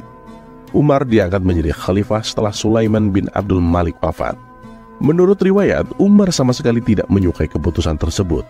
Sampai suatu ketika, Umar mengumpulkan masyarakat dalam waktu sholat berjamaah di masjid. Kemudian beliau berpidato yang isinya, "Wahai manusia, saya telah diuji untuk mengemban tugas kekhalifahan tanpa terlebih dahulu ada yang menanyakan pendapat saya atau musyawarah kaum muslimin. Oleh karena itu, sekarang saya membatalkannya. Maka untuk selanjutnya, silakan kalian pilih khalifah yang kalian sukai." Tetapi ketika itu, jamaah yang hadir mengatakan bahwa mereka telah memilih Umar, dan mereka bersedia diperintah dengan kebahagiaan dan keberkatan. Setelah itu barulah Umar berkata bahwa wajib untuk mentaati Allah SWT, dan jangan mentaati orang yang mendurhakai beliau, dan taatilah saya selama saya masih taat kepada Allah SWT. Umar bin Abdul Aziz menjabat sebagai khalifah pada usia 37 tahun. Beliau terkenal adil dan bijaksana. Umar bin Abdul Aziz memerintah dengan berpedoman kepada Al-Quran dan hadis Nabi SAW. Hal yang pertama kali yang dilakukan Umar adalah dia berjanji untuk menjalankan roda pemerintahan sesuai dengan pedoman yang berasal dari Al-Quran dan Al-Hadis, sebagaimana yang telah dipraktikkan oleh Rasulullah SAW dan 4 orang Khulafatur Rasyidin pada masa pemerintahannya. Kebijakan lain yang dilakukan Umar bin Abdul Aziz adalah melepaskan semua kehidupan yang selama ini penuh dengan kemewahan, dan bahkan beliau sadar bahwa harta yang beliau gunakan adalah milik masyarakat. Bahkan sampai kendaraan beliau jual, kemudian uangnya dimasukkan ke Baitul Mal. Sejak itulah Umar hidup dalam kondisi yang serba sederhana. Sebuah riwayat mengisahkan bahwa Umar menyuruh istrinya untuk memilih antara dirinya dan perhiasan. Karena beliau sadar bahwa perhiasan itu pun bukan miliknya, maka istrinya pun lebih memilih Umar dan menyerahkan perhiasan tersebut ke Baitul Mal. Selanjutnya, Umar bin Abdul Aziz membersihkan masyarakat dari perbuatan-perbuatan yang melanggar agama. Beliau ingin mengembalikan milik negara kepada negara, karena khalifah-khalifah sebelumnya telah menyalahgunakannya untuk kepentingan pribadi. Dalam riwayat lain dikisahkan bahwa pada suatu malam datang seorang utusan dari suatu daerah. Utusan itu mengatakan kepada penjaga bahwa beritahukan kepada Amirul Mukminin bahwa yang datang adalah utusan gubernurnya. Maka Umar pun mempersilahkan utusan itu masuk. Kemudian Umar menanyakan kepada utusan tersebut tentang keadaan penduduk kota, keadaan masyarakat yang ada di sana. Maka utusan itu pun menjawab yang diketahuinya kepada khalifah. Selanjutnya Umar bertanya tentang apa maksud dan tujuan kedatangan tersebut.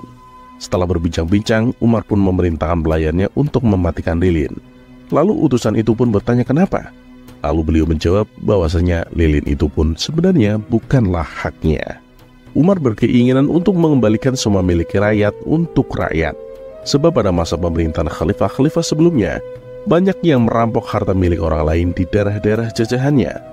Menurut Umar, harta itu adalah haram. Umar adalah khalifah keturunan Bani Umayyah. Akan tetapi beliau sangat membenci pelanggaran-pelanggaran hukum agama yang dilakukan oleh pendahulunya tersebut. Pada masa pemerintahannya, Umar bin Abdul Aziz sangat menghargai alim ulama, bahkan beliau sering meminta fatwa-fatwa kepada mereka untuk dijadikan pedoman dalam hidup dan pemerintahan. Walaupun sebenarnya Umar adalah orang yang alim dan sangat dalam ilmu agamanya. Oleh karena itulah, Umar sangat disegani dan dihargai oleh masyarakat dan ulama di sekitarnya. Hal inilah yang membedakan Umar bin Abdul Aziz dengan khalifah-khalifah sebelumnya. Umar adalah orang yang tidak hanya mementingkan dirinya sendiri. Umar juga tampil sebagai seorang pendakwah yang selalu menyeru umat kepada ajaran-ajaran yang diajarkan oleh Rasulullah SAW. Selain itu, dia juga terus mengingatkan bahwasanya untuk terus bersyukur kepada Allah SWT telah mengirimkan Nabi Muhammad SAW di kalangan mereka hingga akhirnya mereka terlepas dari jalan kesesatan. Penaklukan pada masa Umar bin Abdul Aziz dilakukan ke Prancis dengan menyeberang pegunungan Baranes. Mereka sampai ke wilayah Septomania dan Provence, lalu melakukan pengepungan Toulon, sebuah wilayah Prancis. Namun kaum muslim tidak berhasil mencapai kemenangan yang berarti di Prancis. Sangat sedikit terjadi perang di masa pemerintahan Umar. Dakwah Islam marak dengan menggunakan nasihat yang penuh hikmah, sehingga banyak orang yang masuk Islam. Setelah menjabat sebagai khalifah selama 2,5 tahun, akhirnya Umar menemui ajalnya karena penyakit paru-paru yang dideritanya. Tetapi riwayat lain menyebutkan bahwa beliau meninggal karena diracun oleh pelayan suruhan elit Umayyah yang tidak menyukainya. Kabarnya pelayan tersebut diberi upah sebanyak 1.000 dirham. Setelah sahabat memberitahu Umar atas kelakuan pelayan tersebut, namun beliau berkata bahwa sebenarnya sudah mengetahuinya. Maka uang bayaran pelayan itu akhirnya diambil dan dimasukkan ke Baitul Mal. Dan beliau pun tidak menghukum pelayan tersebut. Hanya saja pelayan itu diperintahkan untuk pergi ke tempat yang tidak diketahui orang dan akhirnya meninggal di tempat tersebut. Selama 20 hari menahan kesakitan akibat racun tersebut, suatu hari beliau berpesan kepada putranya bahwa harus menjadi orang yang seperti Umar, yang bertakwa kepada Allah SWT dan terus berbuat baik kepada masyarakat. Akhirnya pada tanggal 20 Rajab 101 Hijriah, dalam usia 36 tahun lebih 6 bulan, beliau menghembuskan nafas terakhirnya di kota Dir Shim'an, Syria. Tetapi riwayat lain mengatakan bahwa beliau wafat di Khana Syirah. Atas kematian beliau, semua masyarakat menangisinya. Bahkan ada yang melantunkan syair-syair duka cita atas kepergiannya. Dinasti Umayyah mencapai keemasan terjadi pada pemerintahan Umar bin Abdul Aziz. Adapun hal-hal yang membuat dinasti Umayyah mengalami masa kemajuan yang sangat pesat serta kerja besar yang dilakukan oleh Umar bin Abdul Aziz selama melaksanakan pemerintahan, diantaranya adalah mengembalikan semua harta yang ada padanya ke Baitul Mal. Beliau juga memberi kebebasan kepada penganut agama lain untuk beribadah sesuai dengan keyakinan dan kepercayaan. Selama masa pemerintahannya, beliau menerapkan kembali ajaran Islam secara utuh menyeluruh. Pembenahan dilakukan dalam berbagai sektor. Dimulai dari diri beliau dan keluarga dengan menyerahkan seluruh harta kekayaan diri dan keluarga yang tidak wajar kepada kaum muslimin dengan cara memasukkannya ke dalam Baitul Mal. Tanah perkebunan di Maroko, berbagai tunjangan yang berada di Fadak, Mukaides, Yaman, Jabal Al-Warsh, dan Yamah. Bahkan cincin berlian pemberian Al-Walid kepada beliau sekalipun. Selama berkuasa, Umar bin Abdul Aziz tidak pernah mengambil apapun dari Baitul Mal, termasuk pendapatan fai yang telah menjadi haknya. Pada masa pemerintahannya, Umar bin Abdul Aziz mengutamakan pembangunan dalam negeri. Karena menurutnya, dengan memperbaiki dan meningkatkan kesejahteraan negeri-negeri Islam adalah lebih baik daripada menambah perluasan wilayah. Beliau menjaga hubungan baik dengan pihak oposisi dan memberikan hak kebebasan beribadah kepada penganut agama lain. Begitu pula dalam melakukan berbagai kebijakan, beliau bersifat melindungi dan meningkatkan kemakmuran dan kesejahteraan masyarakat secara menyeluruh. Masyarakat tidak lagi membayar pajak karena beliau menghapus pajak terhadap muslimin dan mengurangi beban pajak pada kaum Nasrani, membuat aturan takaran timbangan, membasmi cukai dan kerja paksa, penggalian sumur-sumur, memperbaiki tanah pertanian dengan menghidupkan dan memperbaiki tanah-tanah yang tidak produktif, dan membuat aturan takaran dan timbangan.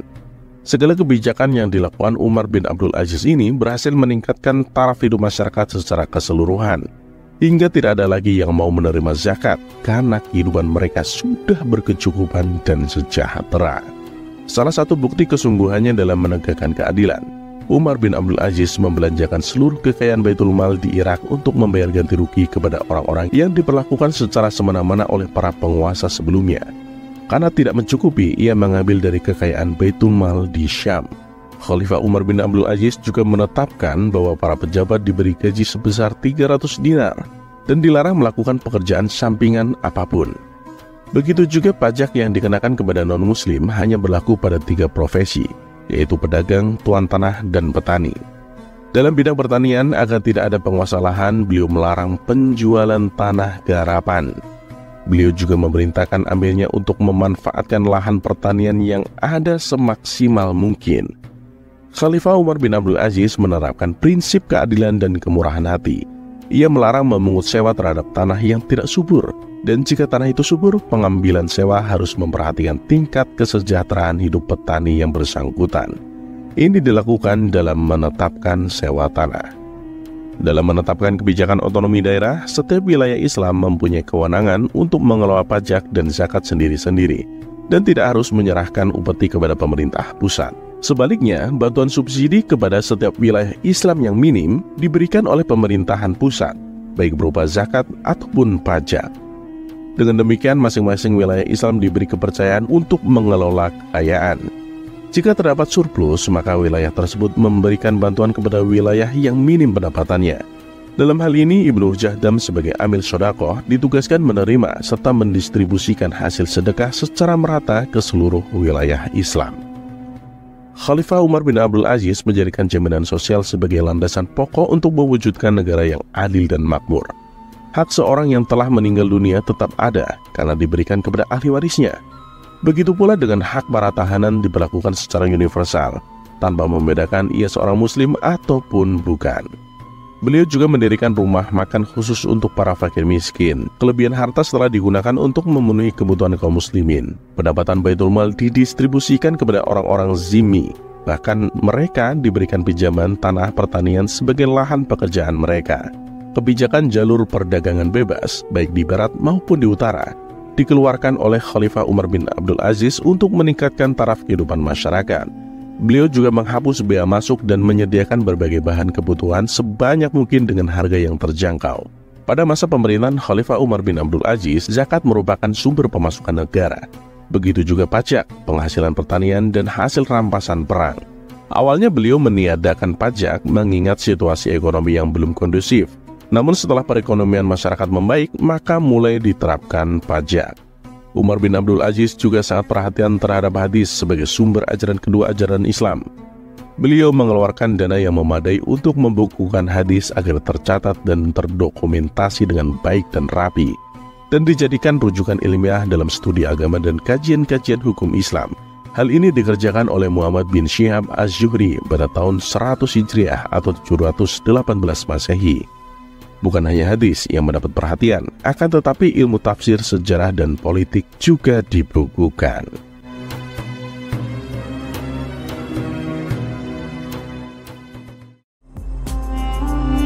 Kisah selanjutnya. Kisah selanjutnya.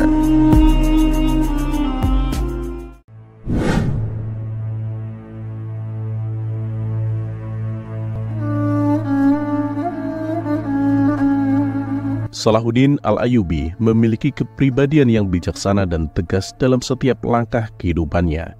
Sosok pemimpin atau raja yang sangat disegani oleh masyarakat, prajurit, dan para panglima perang ketika perang salib berkecamuk. Keberhasilannya dalam memimpin negara dan memimpin perang telah mampu memberikan sumbangsi dalam khasanah dunia Islam abad pertengahan. Namanya besar, harum, dan telah dikenal dan dikenang di dalam catatan sejarah Islam maupun sejarah Kristen. Kebijaksanaannya sebagai seorang raja telah diakui oleh para sejarawan dalam kisahnya. Pencapaian agungnya ketika ia telah berhasil menguasai Baitul Maqdis dari tangan kaum Kristen salib. Segenap kekuatan dan keyakinannya telah mampu menjadikan dirinya seorang panglima dalam medan perang. Perlindungan dan keadilan serta kecintaannya kepada agama Islam menjadikan Salahuddin Al-Ayyubi sebagai sosok yang selalu mengedepankan kemaslahatan integritas agama dan masyarakatnya. Salahuddin Al-Ayyubi mahir dalam ilmu dan strategi berperang. Ia sangat disegani oleh musuh yang dihadapinya. Bahkan ia sangat giat memerangi dan memberantas orang-orang yang memberontak dan yang tidak sepemahaman dengannya. Sosok Salahuddin Al-Ayyubi tidak hanya dikenali oleh rakyat Mesir saja. Di berbagai wilayah kekuasaannya, ia sangat dikenali sebagai seorang pemimpin yang mampu menjadi panutan rakyat dan para prajuritnya. Hingga pada saat kematiannya, banyak sekali orang yang merasa sangat kehilangan akan sosoknya. Salahuddin Al-Ayyubi berasal dari keturunan suku Kurdi wilayah Irak Utara. Ayah dan ibunya berasal dari Duain, daerah Azerbaijan. Ayahnya bernama Ayub Najmuddin, yang ketika itu menjabat sebagai pemimpin atau penguasa di Benteng Tikrit, sebuah kota di tepian sungai Tigris, sekitar 140 km di barat laut kota Baghdad. Salahuddin Al-Ayyubi yang memiliki nama asli Abul Muzaffar Yusuf bin Najmuddin Ayyub bin Sashi, yang bergelar Sultan Al-Malik An-Nasir, yaitu Raja Sang Penakluk. Ia lahir pada tahun 1137 Masehi di sebuah benteng Tikrit, tempat ayahnya menjabat sebagai pemimpin wilayah Tikrit. Salahuddin Al-Ayyubi yang memiliki garis keturunan dari seorang pemimpin besar dan suku yang terhormat, yaitu suku Rawadiyah dari kawasan Hazaniyah. Ayah Salahuddin, Najmuddin Ayyub, memiliki adik laki-laki yang bernama Asyuddin Sirkuh. Keduanya merupakan petinggi Tikrit dan selanjutnya mereka berdua mengabdi kepada Sultan Saljuk Muhammad Malik Shah. Kelahiran Salahuddin yang diramal ayahnya merupakan kelahiran yang tidak menguntungkan bagi keluarganya ketika itu. Karena kelahirannya bertepatan dengan pengusiran keluarganya dari Tikrit oleh Mujahidun Bahruj, penguasa Baghdad. Hal itu merupakan akibat dari pembunuhan yang dilakukan Sirkuh, paman Salahuddin, terhadap salah seorang panglima yang bertugas menjaga pintu benteng.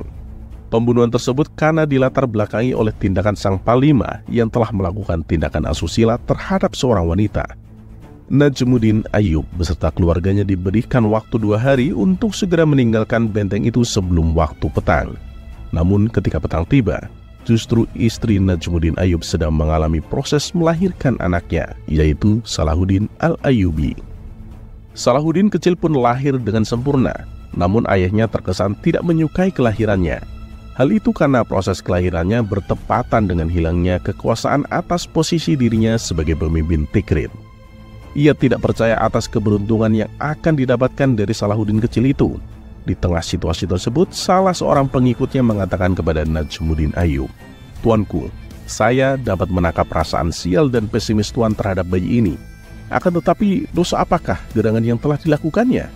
Karena alasan apa ia pantas mendapatkan perlakuan yang tidak mendatangkan manfaat dan tidak berguna sedikit pun bagi Tuan? Apa yang terjadi pada dirimu memang sudah ketentuan dari Allah dan takdirnya. Lagi pula, siapa tahu kelak bayi ini akan menjadi penguasa yang disegani dan mempunyai kedudukan terhormat.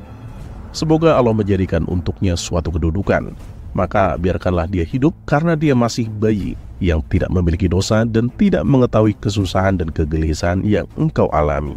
Ayah Salahuddin telah sadar jika kelahiran Salahuddin itu tidak ada hubungannya dengan situasi yang dialami keluarganya pada saat itu. Pada saat proses persalinan telah selesai, keluarga Salahuddin bergegas keluar dari benteng pada malam hari. Entah kemana mereka akan tinggal, karena sudah tidak ada lagi wilayah yang menjadi tempat persinggahan untuk keberlanjutan hidup mereka. Pada suatu ketika, keluarga Salahuddin berada di sekitar wilayah Mosul atau Irak. Mereka berhenti untuk beristirahat sejenak. Dalam peristirahatannya, mereka bertemu dengan Imamuddin Zangki yang menjadi sultan di wilayah Mosul.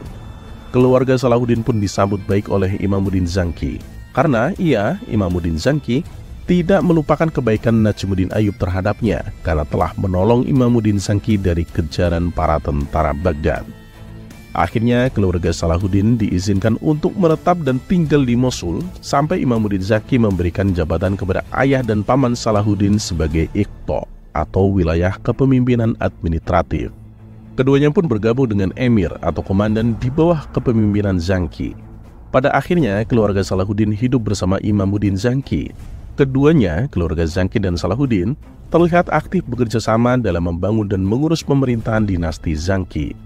Najmuddin Ayyub dan Sirkuh ikut terlibat dalam beberapa penaklukan wilayah yang telah dikuasai oleh pasukan Salib. Pada tahun 1139 Masehi, kota Baalbek yang berada di wilayah Suriah ketika itu dipimpin oleh Atabek Mu'inuddin Unur yang berada dekat dengan Damaskus telah berhasil dikuasai oleh Imamuddin Zangki. Imamuddin Zangki kemudian menunjuk Najmuddin Ayyub sebagai gubernur Baalbek karena Imamuddin Zangki sepenuhnya menaruh kepercayaan kepada Najmuddin Ayyub sebagai seorang pemimpin. Peran yang diemban Najmuddin Ayyub merupakan peran yang sangat penting dalam karirnya. Adik Najmuddin Ayyub, Asyuddin Sirkuh, masih merintis karirnya bersama pasukan Zangki. Sebagai bentuk tanda terima kasih Imamuddin Zangki atas sikap Najmuddin Ayyub yang telah menolongnya ketika dirinya berada dalam situasi ancaman dari militer Baghdad.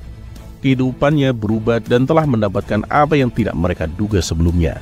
Namun keluarga Salahuddin tidak semena-mena atas kekuasaannya.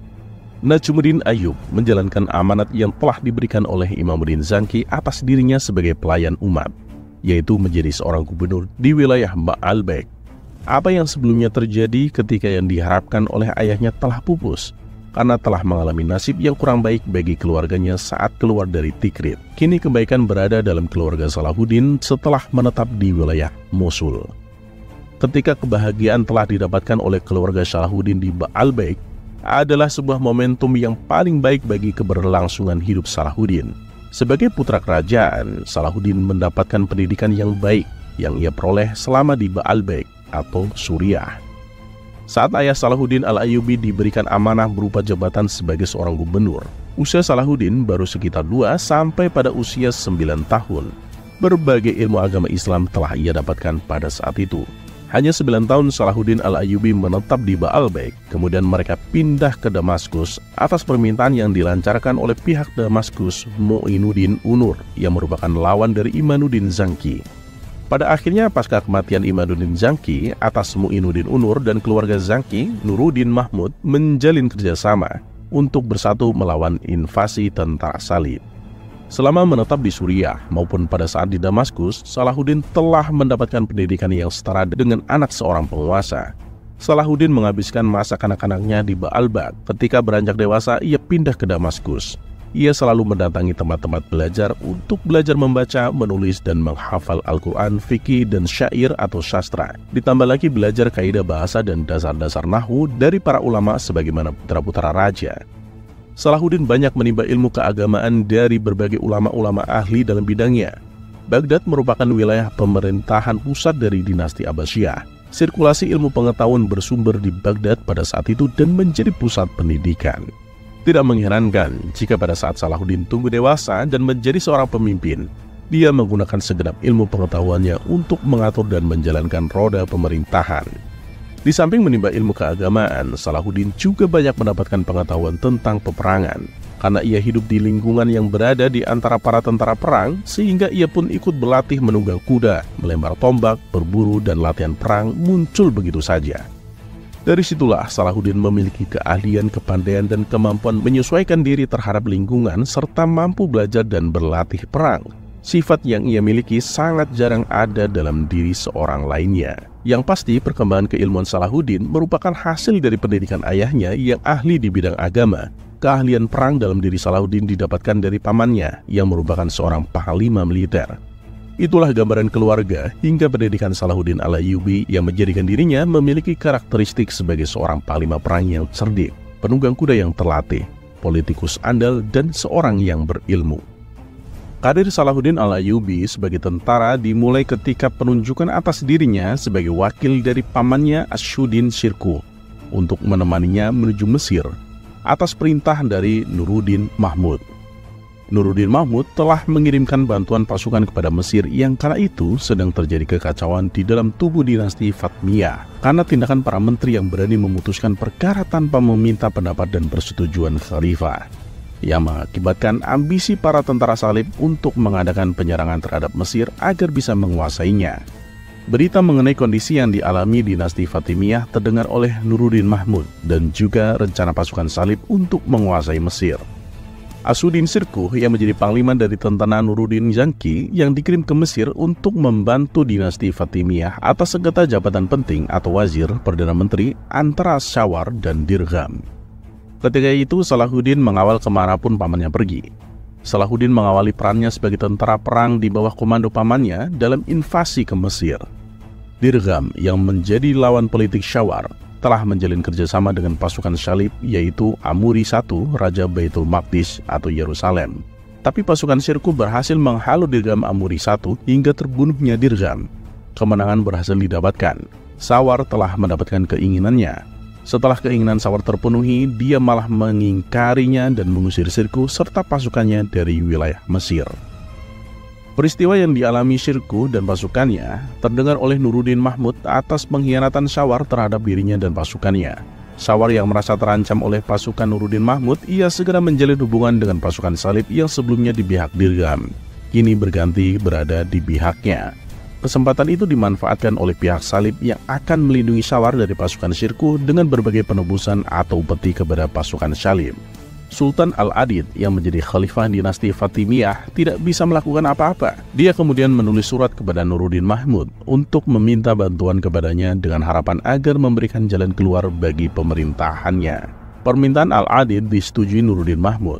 Pada tahun 1167 Masehi, Nuruddin Mahmud memerintahkan kepada pasukannya untuk kembali menuju Mesir guna membantu Khalifah Fatimiyah Al-Adid dari kekacauan dalam pemerintahannya. Komando diberikan kepada Shirkuh dan Salahuddin Al-Ayyubi sebagai pemimpin pasukan Nuruddin. Mendengar kabar pasukan Shirkuh berangkat menuju Mesir, Syawar dengan sigap langsung menghubungi Raja Baitul Maqdis Amuri I untuk segera menghalau laju Shirkuh ke Mesir. Tetapi mereka, pasukan salib, kalah cepat dari pasukan muslim yang lebih dahulu mencapai Mesir dan menetap di Fustot selama 50 hari. Pada akhirnya kekalahan telah dirasakan oleh kedua pasukan gabungan Syawar Amuri I pada kali ketiganya dalam konfrontasi melawan pasukan muslim di Mesir, hingga sebagian wilayah penting di Mesir berada dalam genggaman Nuruddin. Atas keberhasilannya itu, Shirkuh mendapatkan penghormatan oleh Khalifah Al-Adid yang simpati kepadanya.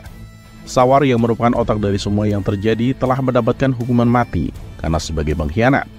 Kemudian Shirkuh diangkat oleh Al-Adid sebagai wazir menggantikan Syawar dan diberi gelar Al-Malik Al-Mansur. Salahuddin mendapatkan amanah sebagai pemimpin keamanan wilayah Mesir. Ini merupakan jabatan pertama bagi Salahuddin dalam lawatannya mendambakan pengambil alihan Mesir dari orang-orang yang telah berkhianat terhadap agama dan negara. Pada 22 Maret 1169 Masehi, Shirkuh meninggal dunia. Hanya 2 bulan Shirkuh merasakan pencapaian karir terbaiknya selama hidupnya sebagai seorang wazir. Salahuddin Al-Ayyubi ditunjuk langsung oleh Khalifah Al-Adid untuk menggantikan posisi Shirkuh. Al-Adid sangat mempercayai Salahuddin sebagai pengganti Shirkuh mengawal Mesir dari para pemberontak, khususnya para petinggi kekhalifahan Fatimiyah yang tidak setuju dengan pencapaian Salahuddin Al-Ayyubi. Pada saat menjadi Perdana Menteri Mesir, usia Salahuddin Al-Ayyubi kurang lebih berusia 30 tahun. Percayaan pamannya terhadap keponakannya selama ini menunjukkan bahwa dia memiliki kemampuan dalam kepemimpinan dan militer juga seorang yang dapat diandalkan. Sebetulnya Mesir merupakan wilayah yang selama ini diharapkan oleh Nuruddin Mahmud. Dengan bersatunya Mesir, Damaskus, dan Aleppo dijadikan sebagai basis-basis kekuatan umat Islam untuk mempertahankan integritas wilayah Muslim dan kaum Muslim dari serangan para tentara salib. Integritas umat Islam atau Wahdatul Ummah merupakan kewajiban yang tidak dapat ditawar-tawar lagi yang harus dilaksanakan oleh umat Muslim. Persatuan dan kesatuan kaum muslimin merupakan manifestasi dari nilai-nilai yang luhur, lahir dari kesadaran sifat kemanusiaan yang merupakan sebuah pernyataan dari kesadaran keagamaan yang mendalam dan lahir dari ketaatan dan penyerahan yang mutlak kepada Allah SWT, sehingga mewujudkan persatuan yang dijalin oleh rasa kasih sayang persaudaraan yang tiada taranya. Pada tahun 1171 Masehi, Sultan Al-Adid meninggal dunia dan berakhirlah keturunan kekhalifahan dinasti Fatimiyah. Tidak ada lagi pengganti Khalifah Al-Adid yang berasal dari keturunannya. Salahuddin Al-Ayyubi yang menjabat sebagai Perdana Menteri naik tahta pasca kematian Al-Adid. Naiknya Salahuddin Al-Ayyubi sebagai penguasa Mesir menggantikan Khalifah Fatimiyah Al-Adid menjadi momen penting dalam misinya untuk menyatukan umat Islam.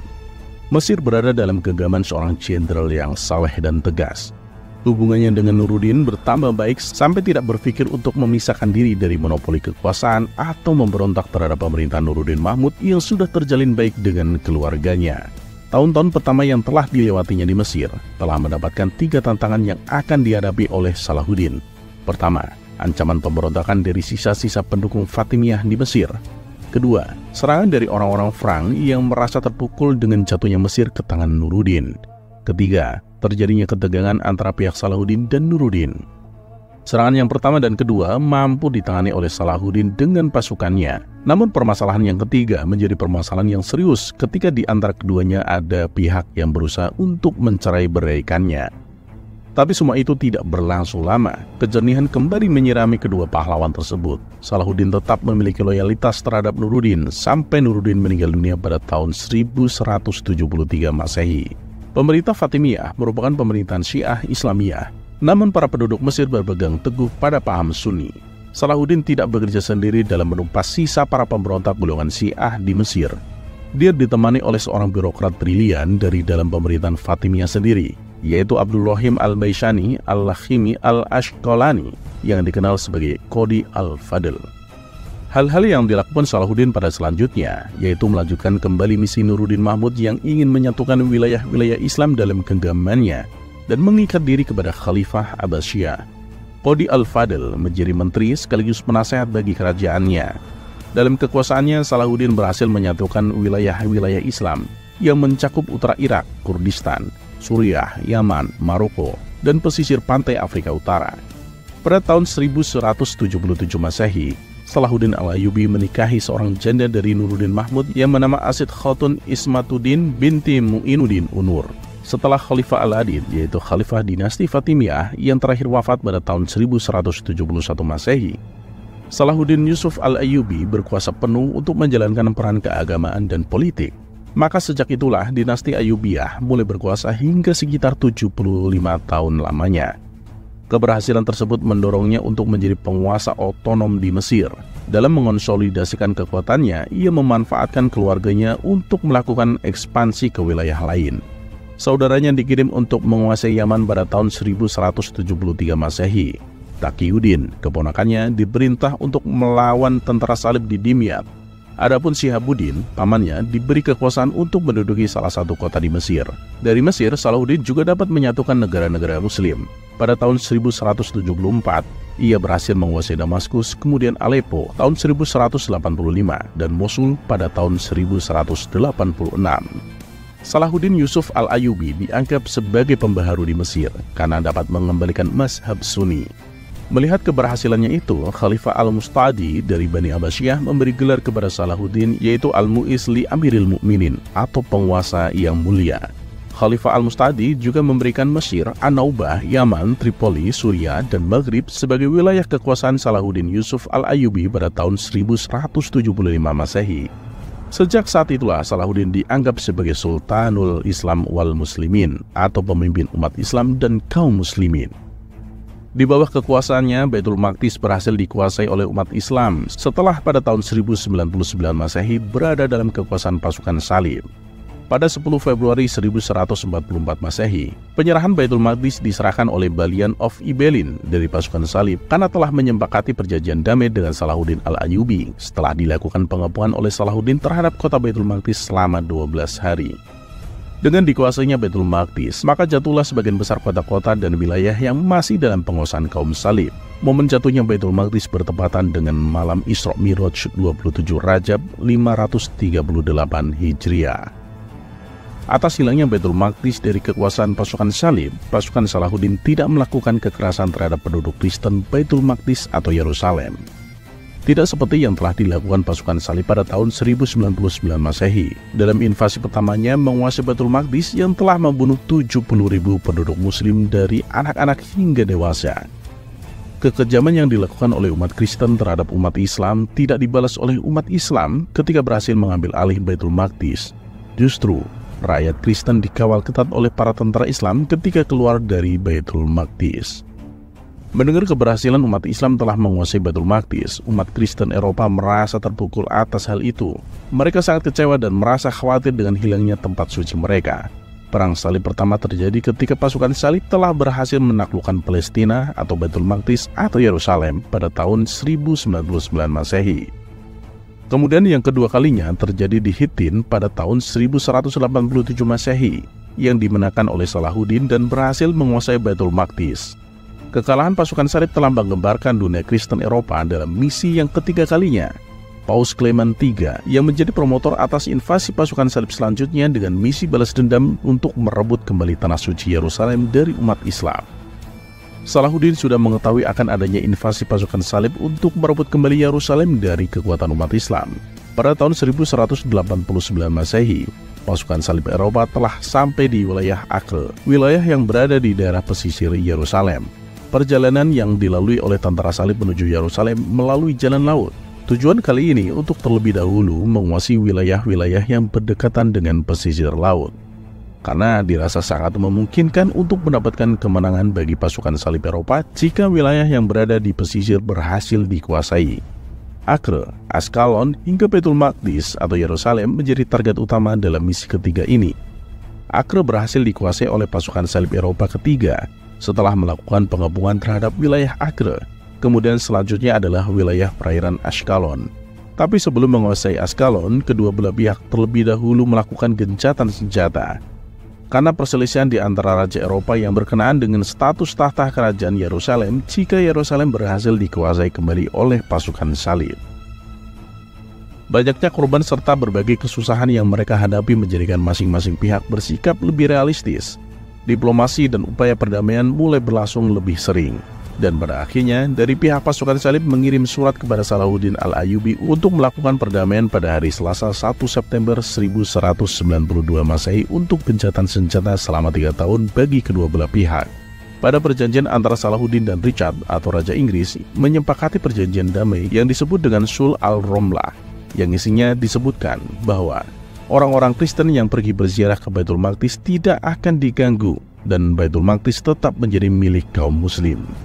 Dengan demikian, berakhirlah Perang Salib ketiga. Setelahnya, orang-orang Kristen Eropa dengan bebas keluar masuk Baitul Maqdis untuk melaksanakan ziarah.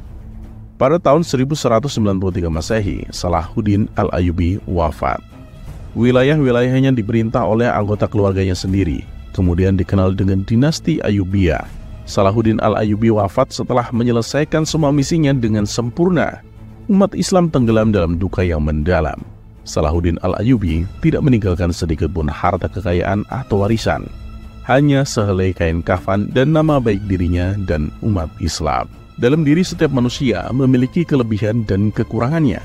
Tidak ada satupun manusia yang hanya memiliki kelebihannya saja tanpa ada kekurangannya. Semua sudah merupakan kodrat dari Sang Pencipta.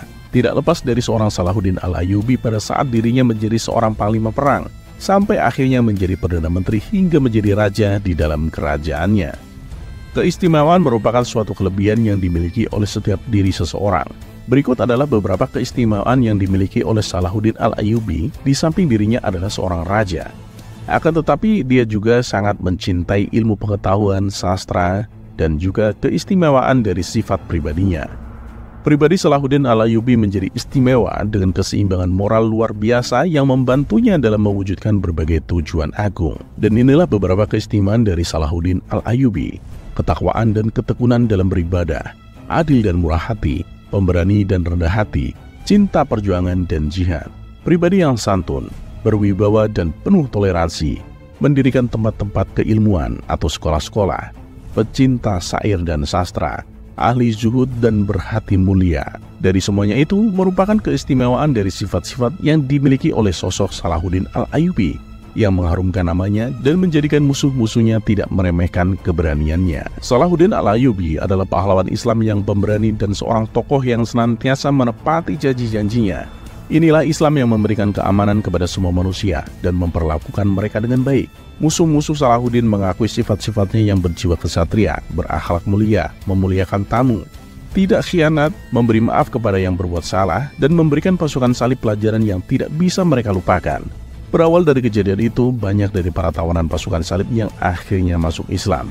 Mereka sadar bahwa agama yang dianut Salahuddin adalah agama yang benar dan penuh damai.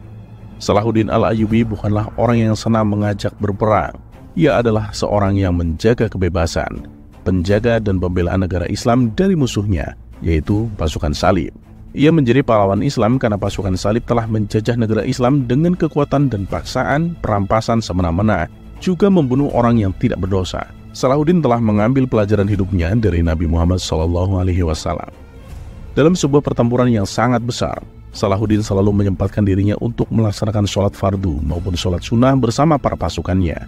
Suatu ketika, pada saat Salahuddin dan pasukannya berhasil memenangkan sebuah pertempuran menghadapi pasukan salib menuju pembebasan Baitul Maqdis atau Yerusalem yang bertepatan dengan hari Jumat, semua pasukan melaksanakan sholat Jumat.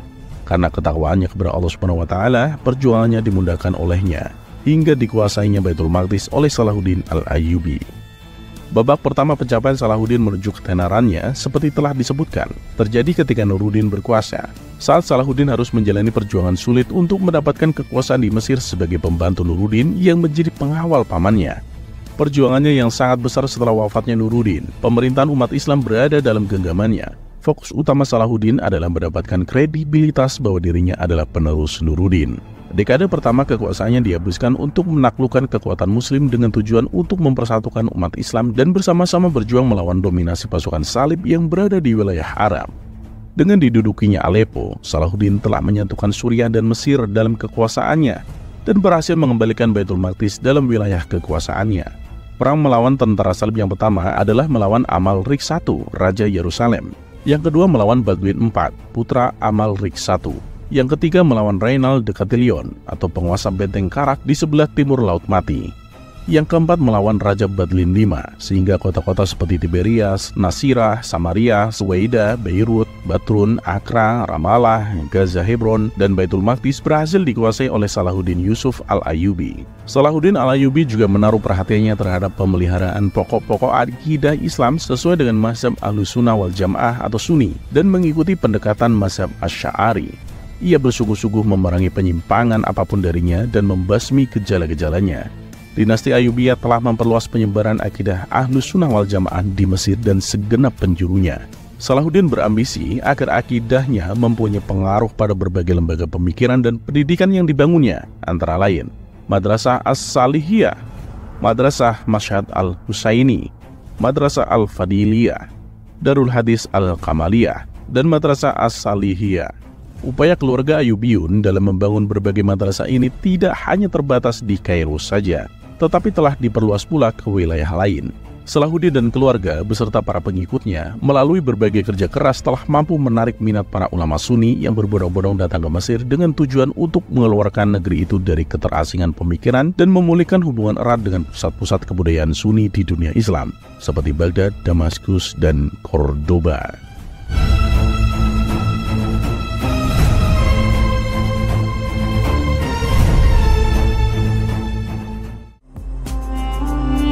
Kisah selanjutnya.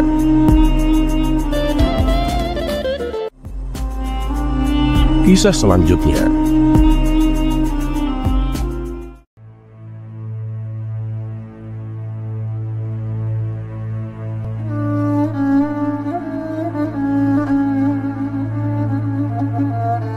Abad ke-15 dipenuhi dengan perang, pedang, dan meriam. Dari pertempuran demi pertempuran, tertempa tokoh-tokoh dengan kemampuan militer yang luar biasa. Salah satu tokoh luar biasa ini adalah Sultan Mehmed II, yang kerap disebut sebagai Muhammad Al-Fatih.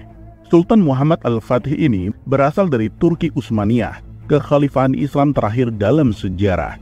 Kehebatannya tercatat dari penaklukan Konstantinopel hingga perangnya melawan Vlad Dracula yang dikenal.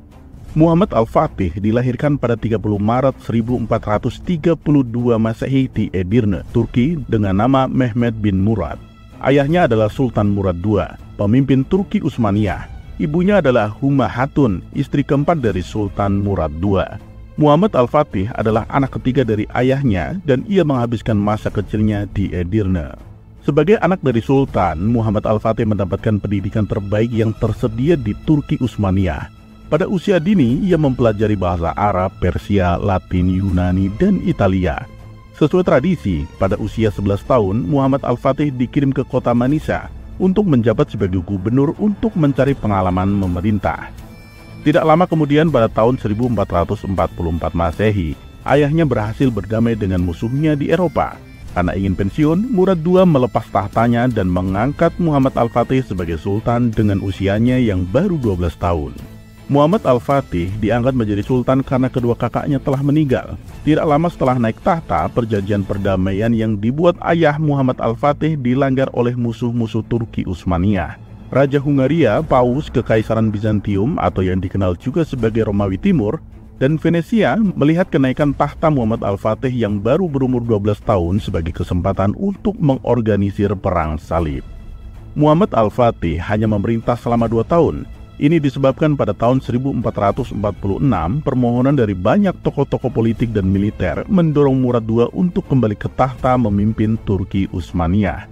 Selama waktu ini, Mehmed kembali memerintah di Manisa dan melanjutkan studinya.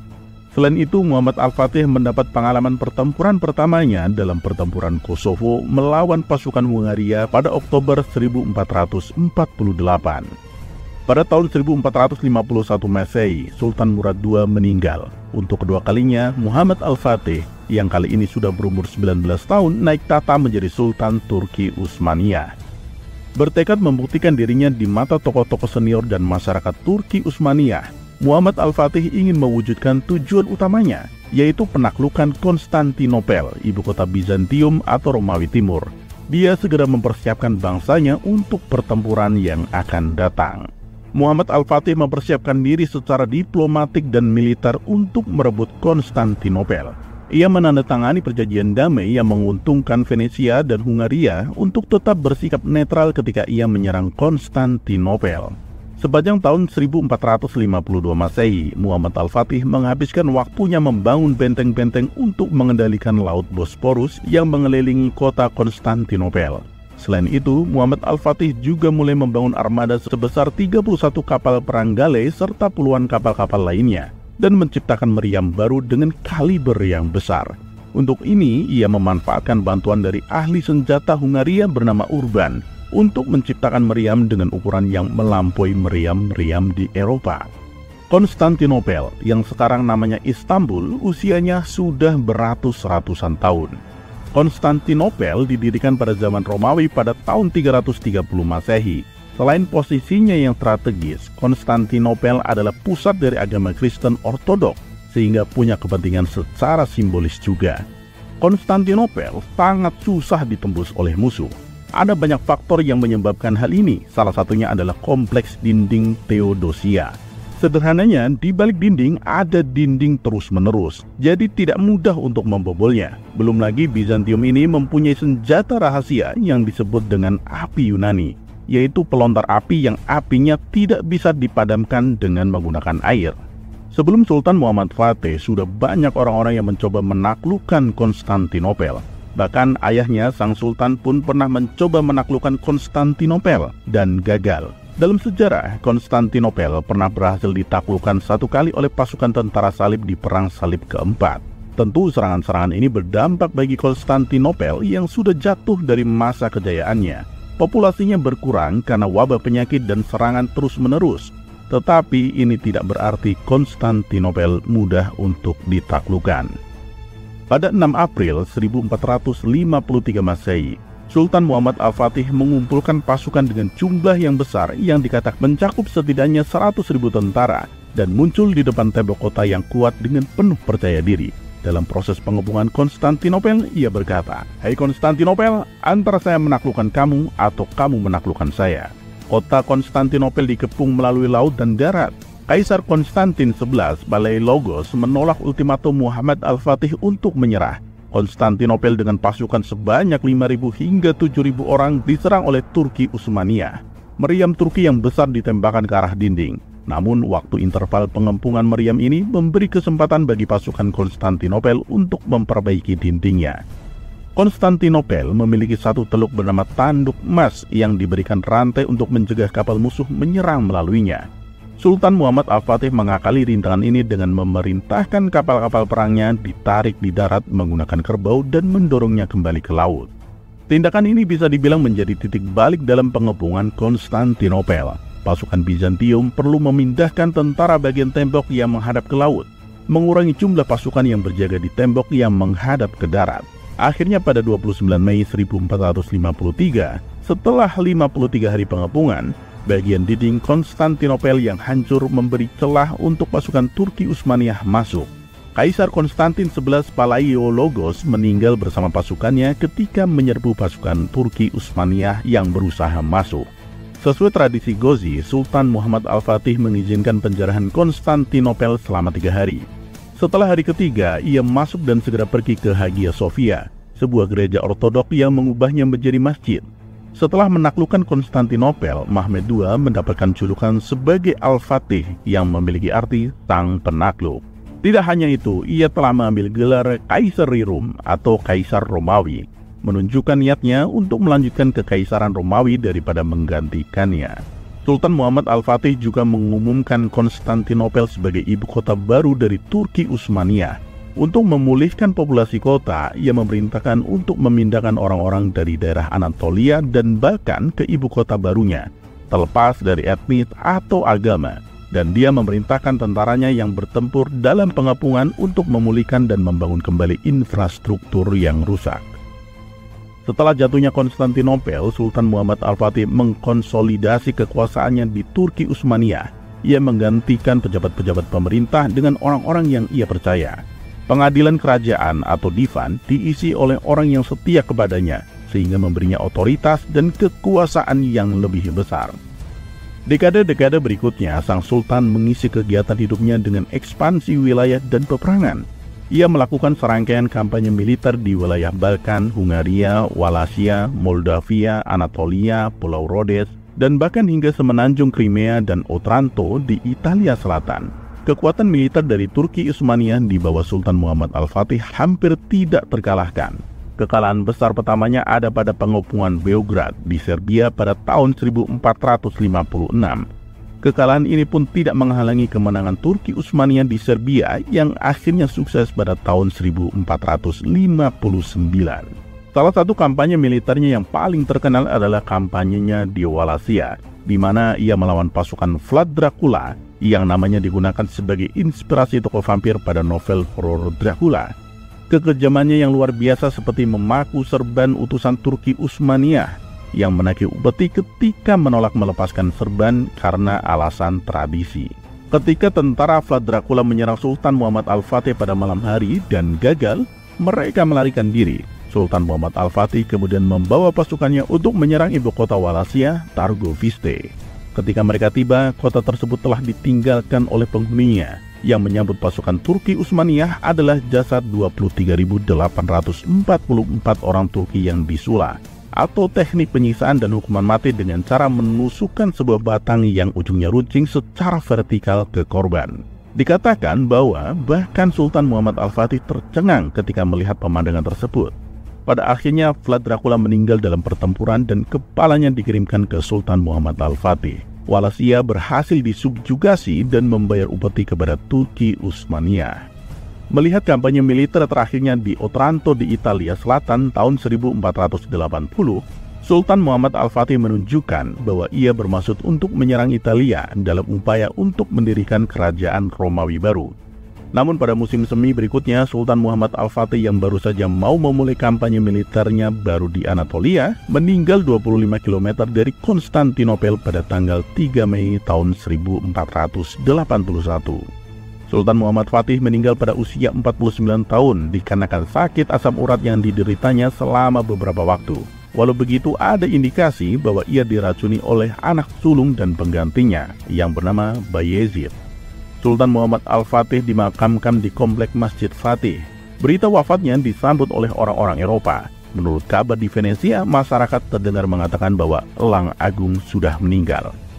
Selama Sultan Muhammad Al-Fatih berkuasa, ia memberlakukan perubahan administratif, reorganisasi kekuatan militer, proyek konstruksi, dan penaklukan wilayah yang luas. Di sisi lain, ia juga dikenal sebagai dermawan seniman dan penulis. Sejak kecil ia membaca sastra Yunani dan Romawi klasik dan terus mengumpulkan dan membaca manuskrip sepanjang hidupnya. Dia mendukung penyair, penulis, ulama, dan mengundang para filsuf, astronom, serta pelukis dari seluruh Eropa dan Timur Tengah ke istananya. Andaikan Sultan Muhammad Al-Fatih hidup lebih tua, ini memiliki kemungkinan dia akan berhasil menaklukkan seluruh semenanjung Italia, atau setidaknya merebut kota Roma, menggabungkan Konstantinopel dan Roma di bawah satu bendera untuk pertama kalinya dalam ratusan tahun.